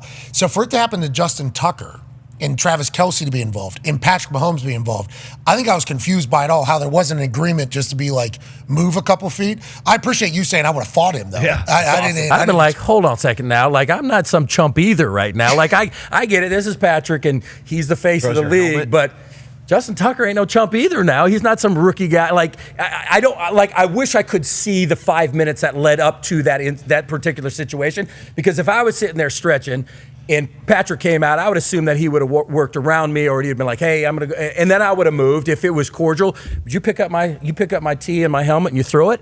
So Patrick Mahomes came out and said that he asked him to move his helmet, you know, because we know each other, and he moved it like half an inch. Oh, okay. Yeah. So I think there's a chance that Tucker was also in it. Which, by the way, 3 goats. Love that. I love how petty. Yes. Yeah, keep that going. We are not mad about this happening at all, but it was a fascinating situation before there. Yeah, I love it. I would have had a tough time biting my tongue, and I know there's one teammate of mine that definitely would have said something at that point. Could you because imagine I've heard you say many things live. Yeah. You and Kelsey and Vinny and Mahomes in each other's faces. Yeah, me and Kelsey have a full conversation. Well, here's the great thing. Like, if we go to blows and I get kicked out of the game, who cares, right? We're not going to kick extra points or field goals. If he's not in the game, totally different story. It's a win. Hey, it's definitely a win. If we both get kicked out, it's a win for sure for our team. Travis, Patrick Mahomes, Adam Vinatieri, Pat McAfee, all ejected. Colts fans are like, good work, boys. Let's go. Yeah, we're getting pay raises on that one. Good work, boys. All right, let's talk about some stuff happening around the sports world. And as we bring AJ Hawk back into the fold. Sorry about it, AJ. Anytime people are rolling through the Thunderdome, it is difficult. Obviously when you're in that beautiful, palatial estate. 2,000 acres. That you have over there in Ohio. This news broke this week, and obviously it's going to benefit us in the long term. I guess ESPN has just bought the entire college football playoff. Yep. Looks like it. Unbelievable. Is that what you read? Yeah, for quite a bit of money. And for a pretty good amount of time. Yeah. ESPN has agreed to a 6-year deal because they have 2 more years left. Yes. Okay, so they have 2 more years, so they bought another 6 years on the back end of it. 12-team college football playoff for $1.3 billion a year. This is on top of the last 2 years of the current deal, says Stuart Mandel via Andrew Rat Marchand of The Athletic. I don't know if any of this has been signed, sealed, delivered yet. Obviously, whenever these deals are reported, it feels like they're at an agreement, but is it actual and what's the reality of it? But whenever you think about college football and how Peacock had a piece of it, Fox obviously has a piece of it, everybody has pregame shows now that are happening. ESPN's been around college football for a very long time. A lot of money being spent everywhere, new alignment, new transition. It's like ESPN's like, yep, we're going to take that whole thing. I'm very thankful that, hey, shout out. Hey, work. For us, it's great. Obviously for our show and our program, but also this is an investment from ESPN and from Disney saying we are going to remain in the live sports world, because there was this conversation about like budget cutting and can't afford this and they're cutting back on that. I think everything ESPN has done has proved the opposite. They are still going all in. So I'm very thankful that is the case, and good for the college football playoff, making $1.3 billion a year off their team. That's just 12 games. That's just 12 games. That's just 12 games. You're right. And ESPN has always had a lock on bowl games. I feel like almost every bowl game is an ESPN game. But was this like a continuation on what they had, or was there other did Fox put a bid in? Were other people bidding against them? Sure. So the conversation was that it was going to be divvied. Yeah. Like it was going to be, that was kind of the fear, I think, and I haven't really paid close enough. I did pay attention to that NFL thing that was announced like 2 weeks ago about the ESPN potentially either buying NFL media or partnering with NFL media. Haven't heard much from that. That just kind of got chattered, and then I assume that is not a deal that has been signed. Then you hear about the merger that took place. So like we don't know what's real or what's not real, because a lot of things get reported, especially by that particular human, that are not accurate. We've been right in the middle of that. But from the sources that we've talked to, this does sound like this is something that is going to take place. So ESPN's going to be pumped about that. But I think the big story is, I was the reason why everybody got fired. Yes. Remember that? That's how this whole thing started. Yeah, it was crazy. Yeah. And then all those people's friends were trying to just kill us from within ESPN because we are the assholes. That $1.3 billion a year is available. For college football playoff. So that is good news for the future of sports, that the OGs of sports are still very much in love and still very much invested, as opposed to what the narrative potentially was at the beginning of the season for the company that we chose to license our show to. And we talk about the ratings all the time in the NFL.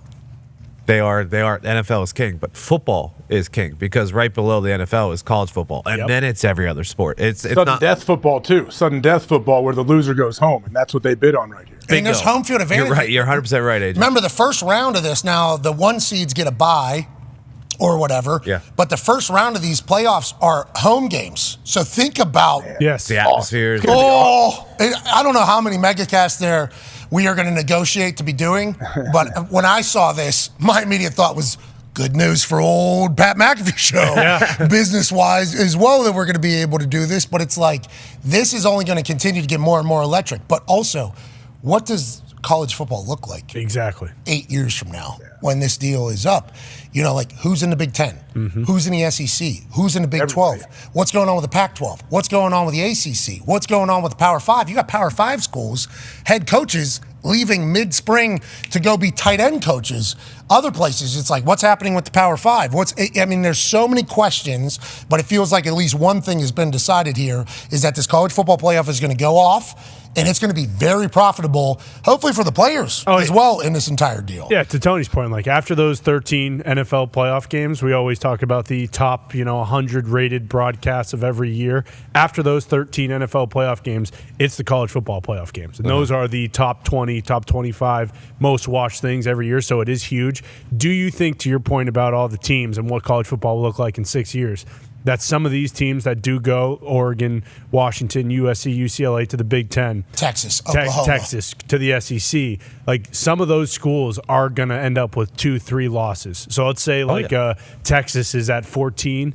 Naturally, do you just think that in 6 years, because of the fact that there will be great teams that lose a couple games by, a combined 10 points or whatever, that because of that, they'll say, okay, hey, we got to go to 16 now? So ranking, obviously. This is just like the NFL is at 17 games now. Bingo. They're going to go to 18 Yes. games. That is only a matter of time. More international. Everybody knows it. We all know it. We all see it coming. The NFL Players Association, it's going to happen. Mm-hmm. There's going to be an added bye week, too, because that gets an extra week of primetime games and everything in there. We assume if this 12-game thing works. Yeah. Right. Yeah, they're going to say, hey, the NFL has they have a 16-team playoff or whatever it is. It's more now or whatever it was. Then we could do it. Yeah, exactly. It's only a matter of time. And people are going to say, well, what's best for a student human athlete? It's like, when did we still ask that? I don't know. That's something that we still ask. You want to talk about something that would put up massive numbers? If last night's game between Iowa and Michigan was on ESPN, I think the numbers would have been gigantic. Crushed. Now, I watched on Peacock. Caitlin Clark is a stone cold dog. I mean, the first 8 points are the record-breaking points. There's a chance that she could be a little tight, a little bit nervous. Obviously, everybody is in that arena. Everybody that's watching that game. History is literally watching her play basketball. And in moments past, wherever that situation has arose in many sports, maybe a little bit overthinking, and it's something like basketball, shooting basketball, if you overthink, you're a little bit tight, you can miss. She had her best game she's ever had as an Iowa Hawkeye. Puts up 49 points, has 13 assists. She would have had a bunch of rebounds if she wanted to hang out underneath the hoop more. She pulls up from the logo to break the record. Splash. It's like she is a killer. She is stone cold. She's a savage, and she is maybe one of the greatest mental competitors that I've ever watched play a sport, AJ Hawk. It sure feels like that. I mean, the announcers were talking about that throughout the game. Like, how has she handled all of this? Like, all of the extra attention, all of what's going on. And she just seems, what do they say? What's the old saying? Like, wise beyond her years. Like, she's only 22 years old. This was awesome, too. And she got fouled. Like, she had 18 points within the first time, like 5 minutes of the game. 23 points in the first quarter.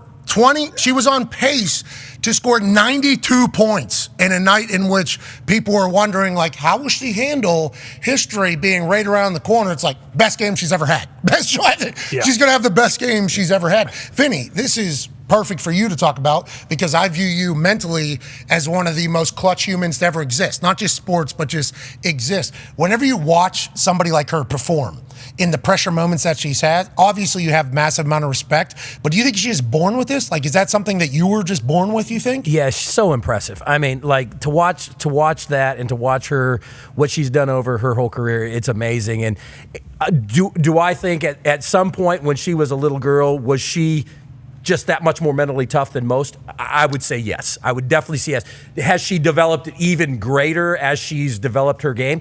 Probably. I mean, the more you work, the more time you put into it. But yeah, she just walks out on the court knowing that she's the best player out there, and she has a lot of swag and a lot of confidence, and it's just impressive to watch that because, like you said, huge moment for her. She knows that like this is an opportunity.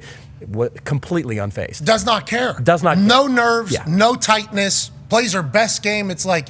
That's whenever some people can get rattled. Instead, there's only a few amount of humans in the history in those situations that just somehow get even better. It's like she's not a human. I am a massive fan of watching her play basketball. She's going to be a total rock star in the WNBA as well. She's going to go out there, and here in Indy. Yeah. And she's just going to throw up 50 points a game too. I mean, like she's that special. I got emotional. They did a Caitlin Clark celebration afterwards, where like her family and ex-teammates and everybody like kind of sent a message. Watching her watch that, was like a cool thing because I feel like she's probably a human, and now I got to be around one of them. Me and Adam Vinatieri watching them, where it's like, what if you do, like, what's next? Yeah. Like, we got to focus Next on thing. whatever's next, whatever next. It's almost like last night she did take a moment to, she like even got teary-eyed watching it. And I'm almost getting emotional because the amount of work that this girl has put in to get to this point, the amount of parties, hangouts, relationships, things that everybody else was able to go to, she missed them. You know why? Because she was putting up shots in the gym so that whenever she has history on the line, she just pulls up and bangs it home. It's like that moment of celebration like made me emotional watching. I'm like, hey, way to go. You've earned this, Caitlin. You've earned it. At the age of 22, the amount of sacrifice she's put in to be this person, you don't really get to see or hear, but has happened. It's like last night, I hope she got a chance to really take that all in. You know what I mean, AJ? Yeah, I mean, it's probably hard for her in the moment. Like, she's a killer, so she's like, what's next? But yeah, it's cool to see she actually getting emotional watching that. But I'm sure she's on to the next. I'm sure she was already up shooting this morning, probably got up 500 shots this morning. That's what those like the great ones seem to do. But at one point in the broadcast, I heard them try to say, well, it might take her a little bit to she might struggle a little bit to transition into the WNBA. And I was instantly thinking, I don't believe that to be the case. Yeah. She can shoot from everywhere. Her one teammate said she's the greatest player on earth. Like this isn't like a college basketball thing.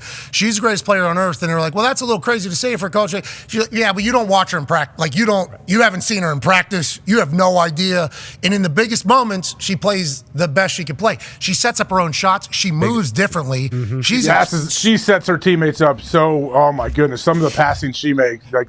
I think I mentioned it yesterday on the show how good her passing is, and then last night, boom! If she's not scoring, she's setting up a teammate with an unbelievable pass. Full speed pull up. She plays like prime Steph Curry. Like watching last night, I was like, I'm just watching prime Steph. Like the way where she shoots from, how she works off of ball screens and stuff like that, creates her own shot with step back stuff like that. She plays just like prime Steph. And she also, I watched, and I don't know how common this is. Sue me, I'm just getting into watching women's basketball. Because of Caitlin Clark, because of Angel Reese, because of South Carolina. Like that last March Madness, I was like, it was sick. I'm going to watch this. This is good. So this season, I've been watching it. And the Angel Reese not playing for a while. I still don't know. Back. Okay, she's back, which is good. Back. But Caitlin, in this, I don't want this to sound sexist. Okay. We should dump that because no matter what I say, people are going to say exactly. because I said that. Dump that too. But I don't see this as much, and I'm very casual. Last night, ball going out of bounds, she jumps, grabs that thing. She's throwing that ball as hard as she can at the girl that's standing in front of her from the other team. I'm like, hey, that's pickup. I didn't know that happened in women's college basketball. I had no idea it took place. Like, she is a stone cold killer. Dude. She is an absolute killer. And it's like, I'm pumped she's going to be a member of the Indiana Fever next year. Yeah, well, that's what I was about to say. This is like for the WNBA, this is like a Wemby type figure coming into your league. Like that is the exact same amount of hype as, what Wemby is going through now with the Spurs. Yeah, even bigger because she's changing the whole sport. From the United States, changing the whole sport. If she doesn't come to the Fever, it is going to break my heart. I'm going to have to hate her we forever. need these Hawkeye fans who we got a lot of respect for. Have to. We got a lot of respect for Hawkeye fans. Obviously, we got a diehard one that normally sits right over there.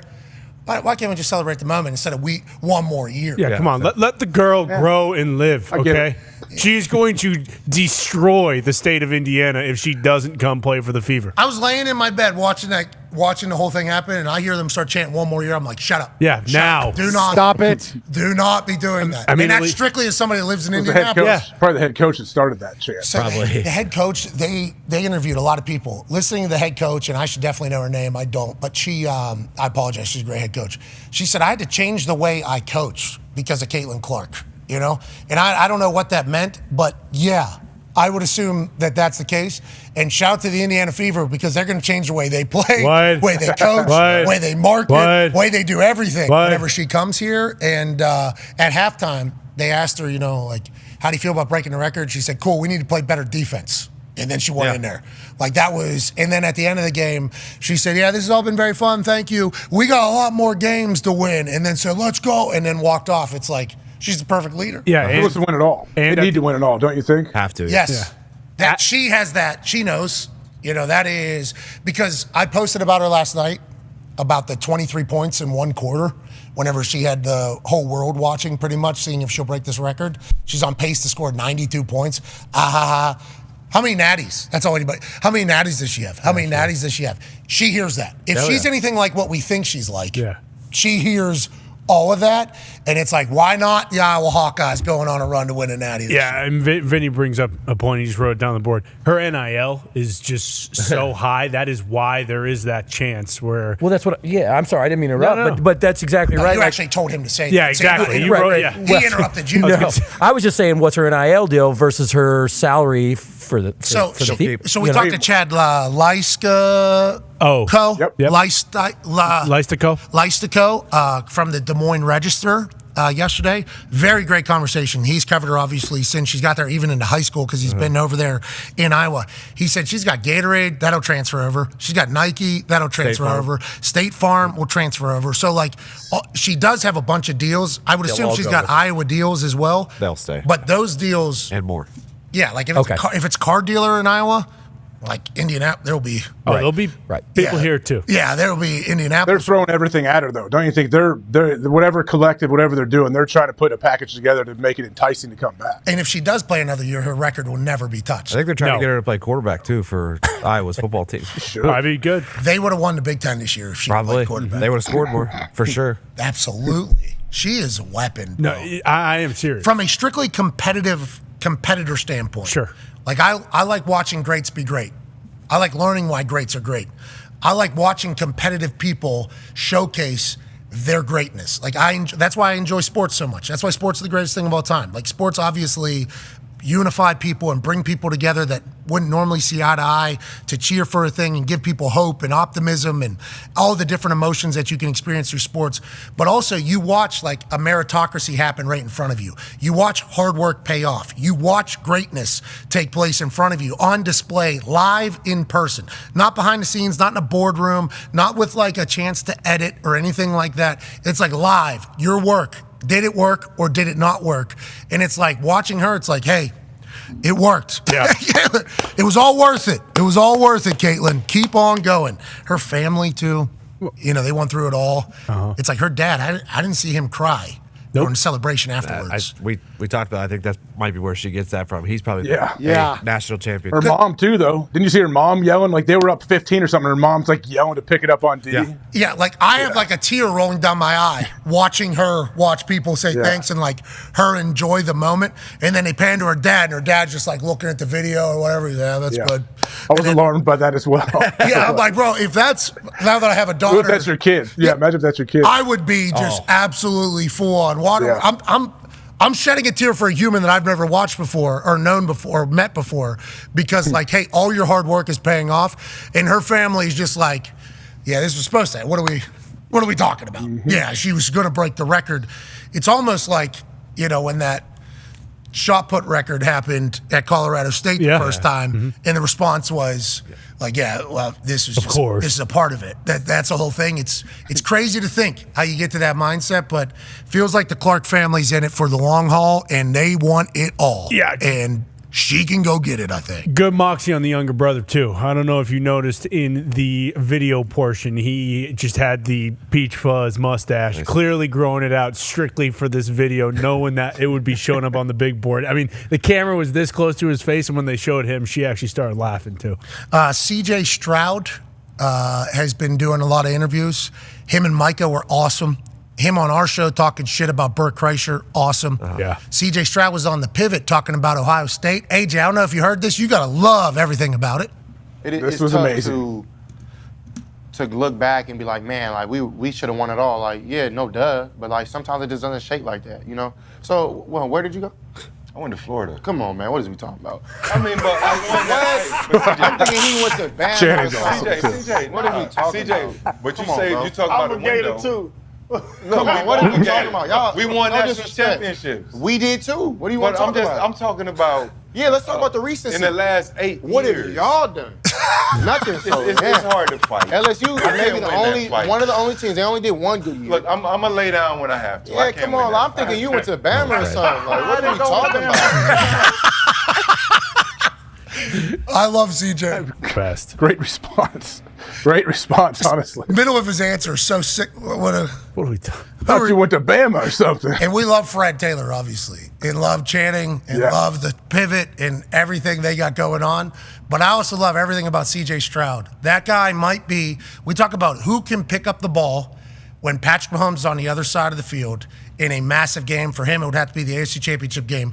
In answer, I think CJ's a guy that could potentially, when the moment comes, could answer. Not a lot of those guys can do that. No, especially at his age. Like, we're talking about a guy who's still a rookie. Like, there's talk about Purdy, how he's in his second year. Absolutely. He's made it all the way. He's gone to NFC championships. Like, Stroud took a team that was plus 600 to go to the playoffs, I believe. And they won a game. They made it to the They had the divisional longest round. odds to win the Super Bowl before the start of the season. With the Colts. Yeah. That's how low they were on the totem pole.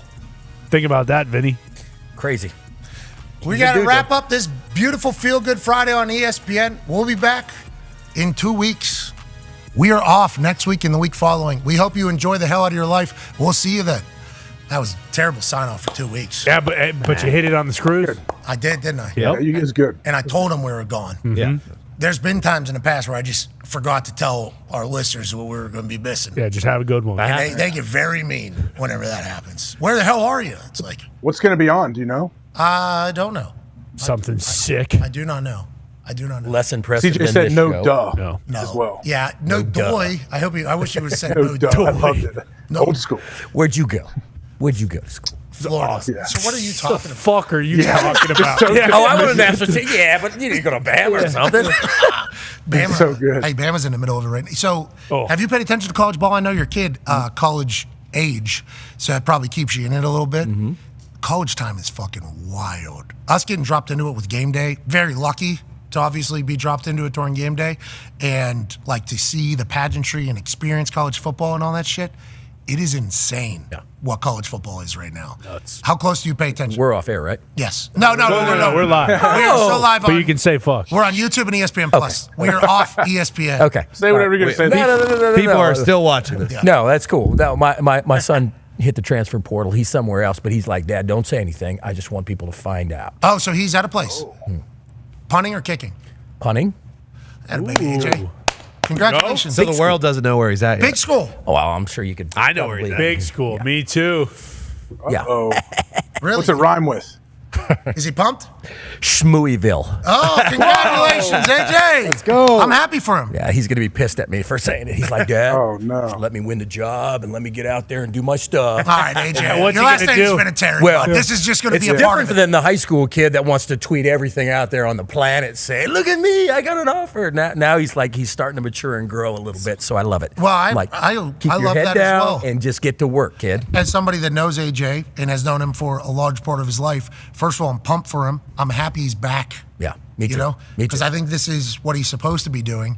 But I do think there's probably been a lot of pressure on him throughout his entire life in this world because of his last name. So if he's at a point now mentally where he understands it's going to come with it, I think, boy, that'll fucking help him 10 times through it all, I would hope, right? You feel the same way? 100%. It No. sucks. Like, you probably feel kind of bad about that. Like, hey, sorry, I had 24 years in the NFL. Add an extra on you because of me. That's difficult, but hey, that's the nature of the beast. You know what? You just have to. There's special things and there's bonuses that come along with it, and then there's some negative. Then there's extra whatever pressure on top of it too. You just have to deal with it. Yeah, you think that's pressure? Wait till you get onto the field, or wait till you're playing in the championship game or a Super Bowl. You want to know pressure? That's pressure. There's a Vinatieri going to Louisville? Yeah. That's sick. Fucking good for Louisville. Yeah, let's go. That is awesome. I'm happy excited. to hear that. They got excited. a guy too as their coach, right? We like their head Brom. coach. Yeah. Coach yeah. Brom. Yeah. Yeah, he's hard nosed. Yeah, he's a dog. He's old school. Love him. It's good stuff. They had a great first year. Yeah, they did. Legit. They were undefeated. Yeah. Yeah. Well, Well, they went to the ACC championship Yeah. and lost to Florida. What's the situation with the punter and the kicker? There's a it's an open job. It's an open job. Like the The kicker is a senior. The punter that was there was, I think, a sophomore, going to go into his junior year. But there's an opportunity there. So what year would this be for him? AJ? Yeah. This is his second year. So he redshirted. This is his sophomore year right now. So he'd be, or I'm sorry, this is his freshman year. So he's got 3 years of eligibility. Oh, so we're cool even if Yeah. the returning punter has a job. Yeah, We're still getting bigger, stronger, faster, better. That's not our goal. No, of course not. Yeah. There's Caitlin Clark's dad. Yeah, you can see that. Yeah. Not our goal, Pat. That's not our goal. I understand. Well, old Uncle Pat says, hey, even if it doesn't work, we still work. Because the only thing that matters is where you're at the end. Right. And, man, I'm very happy to hear that. It's pretty awesome. Well, and what you just said, I feel like that's another thing that's lost. Like there isn't any thought about, hey, where am I going to be at the end? It's where I am right now. Like that's why the transfer portal is what it is. Remember, Saban told us, Saban said, I don't know how many guys we got in the NFL, all right? But every NFL scout that I've talked to has never said, how was he as a freshman? Yeah. How was he as a sophomore? All they want to know is how you are now. So, like, development is something that is a massive ordeal. And the guys that want to play right away, like, you're worrying about the wrong things almost. So we'd like to reiterate that to AJ Vinatieri, Adam's son, but also – let's go get that fucking job. Yeah, we just compete. win. Yeah. We compete out here. We do. He's turning them over. I saw you watching videos. I watched some of his videos. Has he gotten better?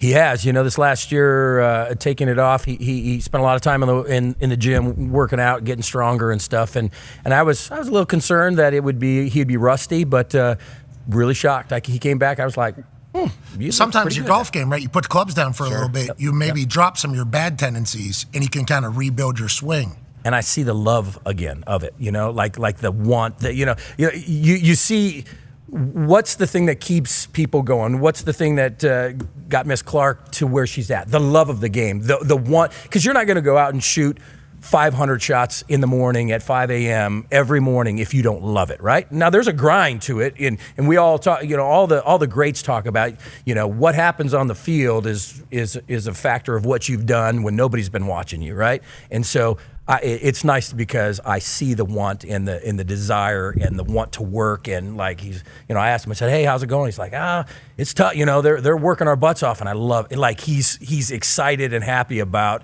how hard the work is, and that's great because you don't want to shy away from that. I mean, that's what you need to get to the next level. How many drops are we doing a day? We doing a lot of drops? Yeah, and here's the good thing. I got him on jugs machines there because I'm not throwing him the balls now, right? So he's in there. He's working on jugs machines. I said, you know what? I've watched Reggie Wayne and some of the great guys out there after practice, after 2.5 hours of practice, sweaty, tired, goes right to the jugs machine, and he catches, X amount of catches from all these different angles and stuff. And I said, that's why he doesn't drop balls in the game, right? And I said, the one thing that I feel like that you need the most work is making sure your hands are good, because you catch the ball clean, you mold the ball, you get it out in front of you. Everything else is just smooth after that, right? And so, yeah, he every day he goes in there and takes 100 off the jugs machine, after practice or this or that. And I go, that's the things that's the little things that separate the good from the great, or the great from the elite, or the bad to the decent, So it's like you just have to figure out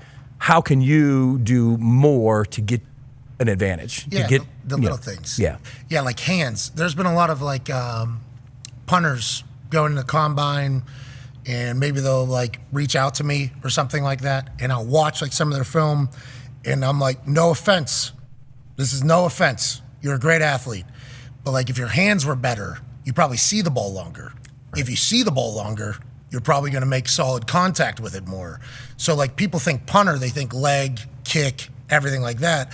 But the ball on the tee, a half a second longer, probably gives you a much better opportunity to do it. So I think you should work on your hands. And I don't think a lot of these guys take it seriously whenever I'm saying I wouldn't think about that. I don't think about that as a punter. It didn't cross my mind, hey, he needs to be on the jugs like that. I assume, boom, that thing.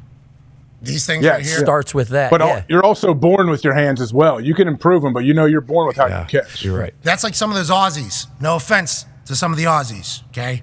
I love the Aussies, okay? I'm a big fan. On record. On the record. Love Australia, the country.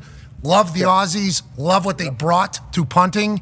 I don't necessarily love 26-year-olds competing with 17-year-olds for scholarships, but that's a whole conversation in and of itself. American dream, coming to America, opportunity. I'm not going to be the one that's going to do that. But there's some that are not natural, like speckies happen and like catches of punts happen, but like darts coming at you from not natural with hands as much. And if they have to adjust, sometimes things can go a bit awry. There's Americans who their parents are like, my kid's going to be a punter in the NFL. So all they do is punt, but they don't play any other sports. So if a snap goes awry, the athleticism is, and they make the whole brand look bad. It's like you got to be an athlete. Yeah. You at the punter position, you're catching the ball every time you're on the field, and you're probably holding too, which is a whole nother dynamic with your hands. And if you do kickoffs too, the refs toss you the ball. So literally every time I went onto the field, I was catching a football. So people are like, why'd you wear one glove or whatever? I was like, well, I would have wore fucking two because I'm catching the ball every time, but I want to feel. I want to be able to feel it. So it's like your hands are almost the most important part of punting. If you can swing, if you have leg strength and you understand how to punt, the hands are the biggest deal. Pat, didn't Mr. Vinatieri put you through some ropes early on for holding? Yeah. And I appreciate you for it because, the one thing that I can say about Pat, like everybody knows, he's a super athletic. Like the thing that I loved about you the most is you were always a fun guy, right? You knew how to joke and you knew how to have the life of the room, right? But when Pat wanted to work, he worked, and that's I can't tell you how much I appreciated that because you came in day one, said, "Shit, dude, I've never held in my life," and I'm like, my heart just sank. I'm like, holy crap! Like I'm gonna have to deal with it. Like what?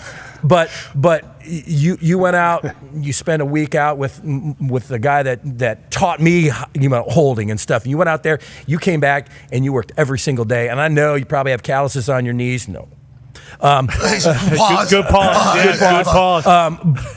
But like you never complained. You just did it until you got like fucking really, really good. You know what I mean? Like, and so when I walked out onto the field, it was never is he going to be like, I had all the confidence in the world in you, and I could just worry about my own stuff. And I knew even if it wasn't going to be a good snap, you were going to get it down. Like I always was like, I could just concentrate and focus on my stuff. And I know I've said thank you before, but I can't thank you enough for helping me help do my job. Yeah, well, I was lucky to be a part of it. And I wasn't an NFL punter either, like an NFL style punter. So I never held and I never did the NFL style of punting before.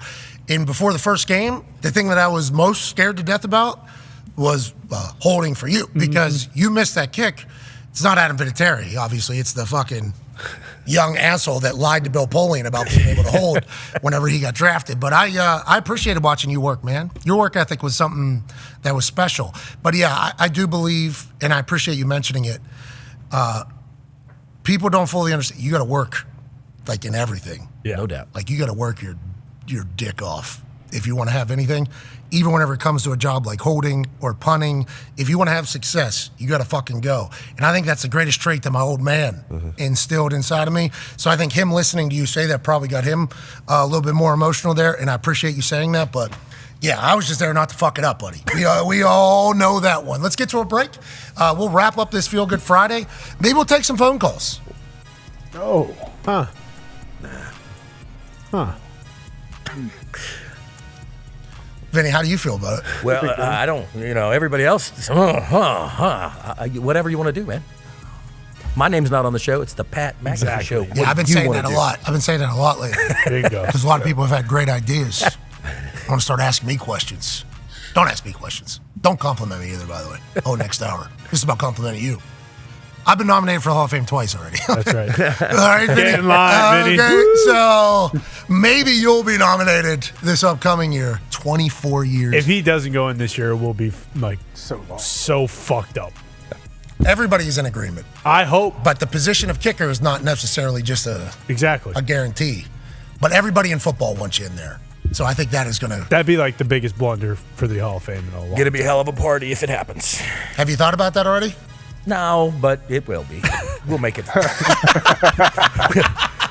Yeah. I have not thought about it. But I know. Also, I think if I did for a matter of moments, we could figure it out. It will be. Freeney going Who's going to perform? Awesome. Yeah, that's a $1 million question. Some Italian guy. It actually is a $1 million question, probably. I've got some thoughts on it. I'm not. Hey, listen. Maybe it's multiple people. Let's not put the carriage in front of the Is there a horse. Right? genre? Let's get there first, and Creed? then. Well, You should CGI Sinatra. Oh. Just to open it? Yeah. Ooh, a hologram. Yeah, hologram Sinatra. Couple holograms, maybe. He did it his way. I mean, by next year, who knows if we'll still be on the air or not? No way. But I mean, if you go in, we would probably do the show live from there to celebrate everything you're about. Well, I was going to ask you off air, but you could introduce me if you wanted. Could you imagine? Thank you. That's an honor. That'd be awesome. Yeah. It's an open invitation. Do they even do that anymore? I don't know, but if they do, I think they do. Yeah. Oh, they do it. Oh, yeah. That would be an honor. For me too. Hey, just want to let you know, you're talking about the after party being the greatest. That introduction would be the greatest one. I guarantee it. The problem is the introduction would be so good, I'll go out there and people will be like, No. what the hell? No. That'd be the first time, because I think they do it as a video, right? Yeah, and they do, the introduction? I think so. Some of them. Not all of them, though. Some of them are there. Me going out there cutting a promo on this little fuck from South Dakota. Yeah. Ooh. That would be great. It'd be What a so story, dude. Legit. Your story is a cool one. South Dakota Jackrabbit. Fucking Amsterdam. Admirals. Are you kidding me? 2 kickers on it. There's 2 kickers on that team. I didn't know that. Yeah, because they had a local, right? Hans Verdrecker. Who was a soccer player who was a kicker. And then he was the American kicker. Yeah. Had to battle through that. Then I think you were teaching at one point, right? Back in America, weren't you in Virginia, like a gym teacher? That was prior to. No, that was prior to. I was helping out with the high school team there, so I had a place to work out and kick and stuff like that. And then I go to Amsterdam after that. And then you go to compete against Barr, right, in New England. Yep. Who? Yeah, exactly. Oh, the Barr family. Oh, he's pretty good. Yeah, the Barr family. good. Yeah, pretty good history. I'll give him some props. He's pretty damn good. And then you just go on to have a 20. I was in Amsterdam, Vinny. Amazing. It's a good place. You'd cool? enjoy it. Yeah, Your apartment was in the red light district, right? Yeah, he was dancing in the windows for us. It's the family show. My wife's watching Knock It Off, guys. Sorry, Mrs. Venturi. I didn't know her at the time, so it's all fine. But no, it was a fun place to be. Yeah, and, it's all the other teams wanted to go down and hey, Pre you're cell in phones there. too. Pre everything. Pre everything. Yeah, it was pre-internet. Yeah. I mean, if Vinatieri played 20, he's old. Look at this guy. And pre-STDs. I mean, come on. So What else could you ask for? That's right. They didn't even exist. Nope. I don't think that's correct. The clap was just an applause. Pretty sure they were pretty prevalent during the dark ages. The clap was just an applause. What they say? This one's for you, Vinny. Hey, if this goes in, you're going to the Hall of Fame. Okay. Boom. It's a lot of pressure. A lot of pressure. I'm not Caitlin Clark. I'm not I am nervous right now. I'm not even a watch. He's going. Oh! Maybe next year. Let's get to a break. Hour 3 will be on the other side as we wrap up this Feel Good Friday into a 2-week break. You're the greatest humans of all time for allowing us to live this life. Be a friend, tell a friend something nice. It might change your life. Take 5.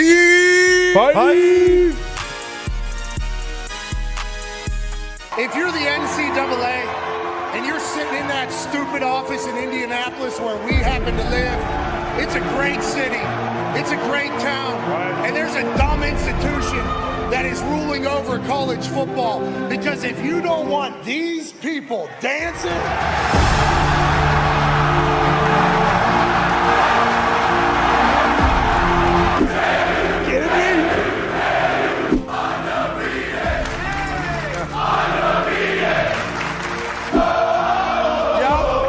Celebration, bitches.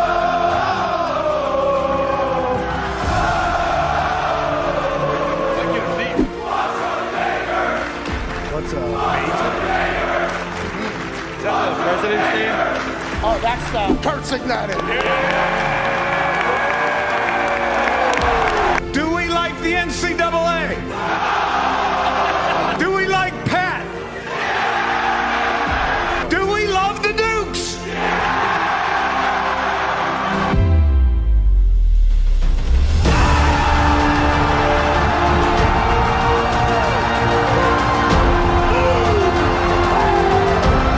I wish when I was asked, like, why did you punt? I could say my subcommittee recommended I punt. Talk your shit.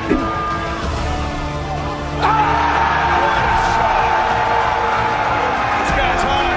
This guy's hot.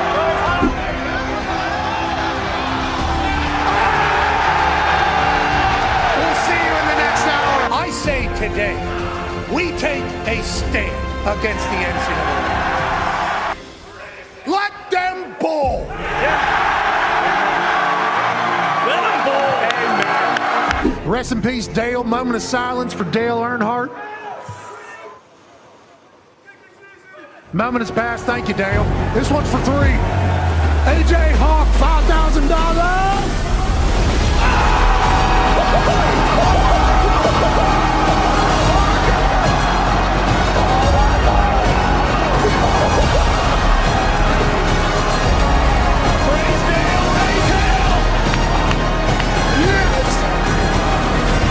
This has been one of the coolest moments of my entire professional life. JMU!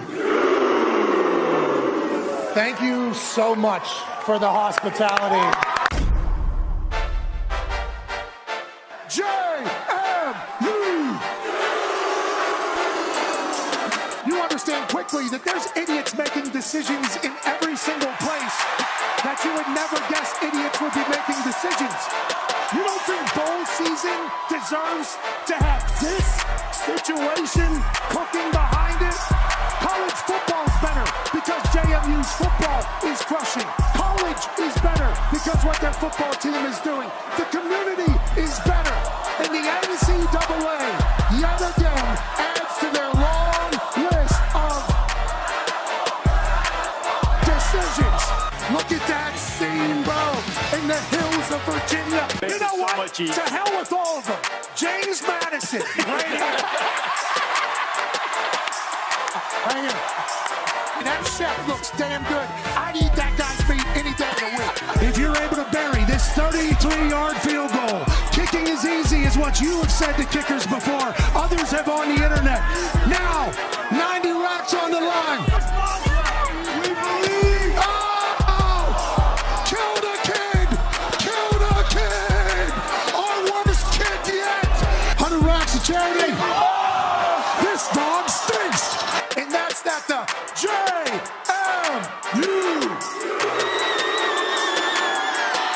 are going to crush App State. They would crush anybody this weekend, especially in this city with how dumb the NCAA is. Let them bowl and let the boys dominate today. In my Constitution, I have the First Amendment right to free speech. Pat has the Second Amendment right to take its sleeves off and show the bare arms all the time. But I'm saying, if we are so lucky to go undefeated this year, and we end up winning in a bowl game, if we get in, I'm going to use my First Amendment to declare the JMU Dukes national champions. Like UCF. I'm just going to say it, and come and stop me. Time to coach. I'm jacked. I know it's working. All of it's working.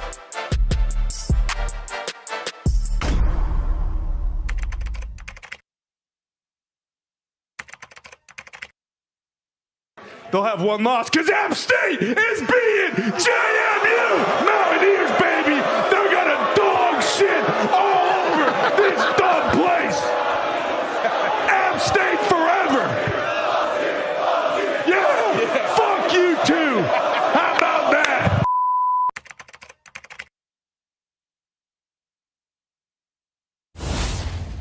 Obviously, this is a conversation starter for everybody when they're talking about the dynasty, and there's still Raiders fans that are pissed off about this. Here's the game plan. Go out there in the middle of a snowstorm and make a kick that you're not supposed to make at all from 45 yards. This is the Patriots season on the line. Do you remember this moment right here in your head? Were you scared to death? Were you fucking pumped? I would say I was probably more scared to death as I'm watching the Tuck Rule review and realizing, holy shit, we get the ball back. Oh, yeah, by the way, it's coming all down to you, man. This will be a 45-yard attempt.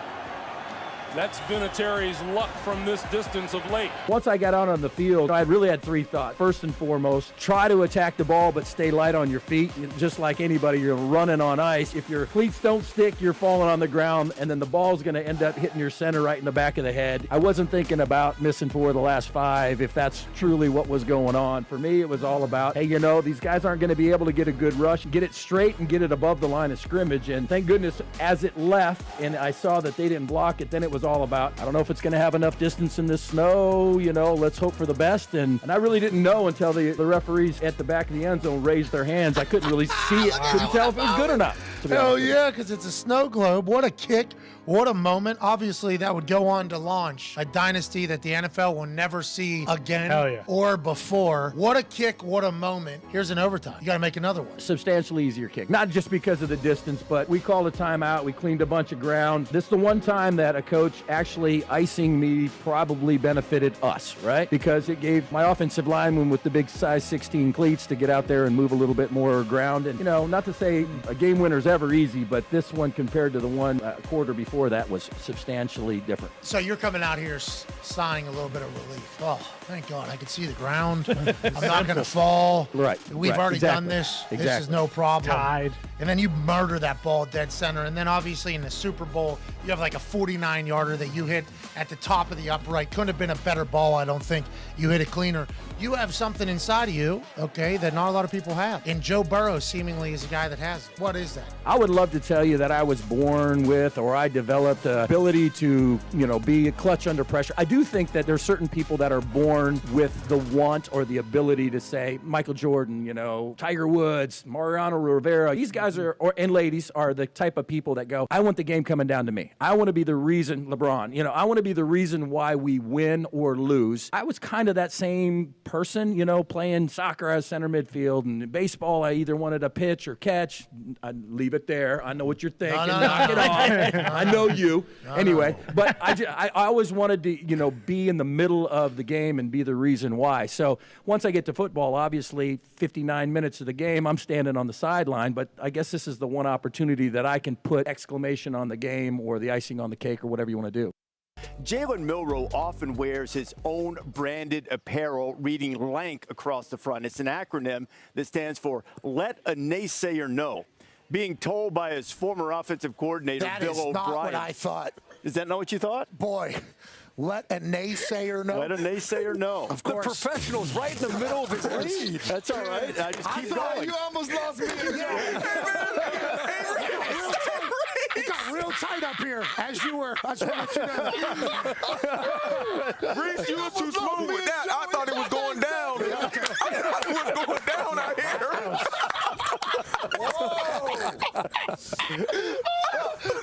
I looked over at Liz.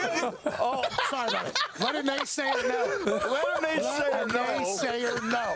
That's what we thought the whole time. That's what we all thought. Hey. What? Let's go. This show sticks, and the fact that you listen, we are very, very thankful for. The all-time leading tackler for the Green Bay Packers, you pig! Damn it! Be a friend, tell a friend something nice could change their life. Sport.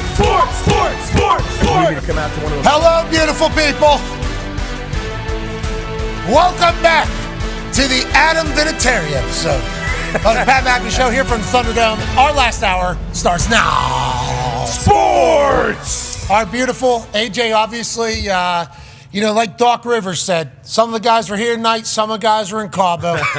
We got a 2-week break popping off immediately after this show ends today, and I'm going to be bummed out, legitimately. I love doing this every single day. We are incredibly lucky to get to do this every single day, but how long have we been rolling here? So from the Hall of Fame game to today is 27 weeks in a day. We definitely started before. Yeah, from the last time we were not doing the show, I believe Tony had it on the dot. I think it's 28 weeks in a day. Okay, so obviously our job is not hard No. in comparison to actual jobs, okay? Like my dad, truck driver, I understand that there's much more difficult jobs, let alone military, police, firefighters. Right. I got family doing all that type. Like it's not a hard job, but mentally it is going to be nice, to potentially just drift away for 24, 48 hours, potentially, AJ. I hope you get a chance to do that, even though you have 10 kids.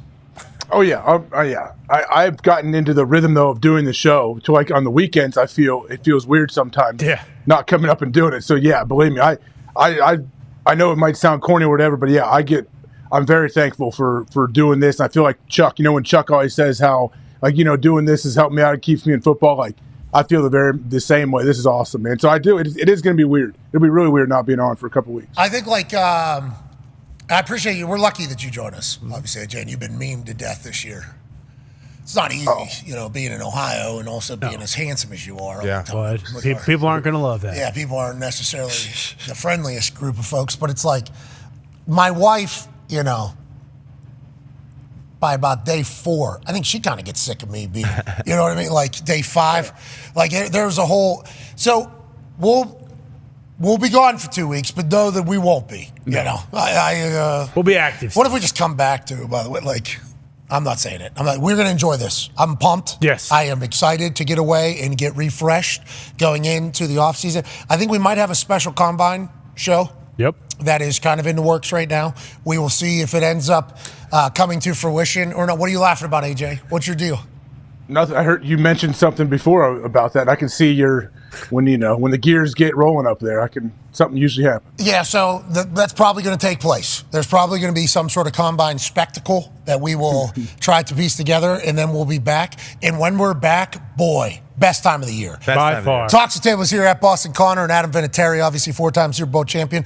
Connor, the offseason, whenever we get back into this is when we really showcase the journalism. Yeah, if you think you've seen anything, you haven't.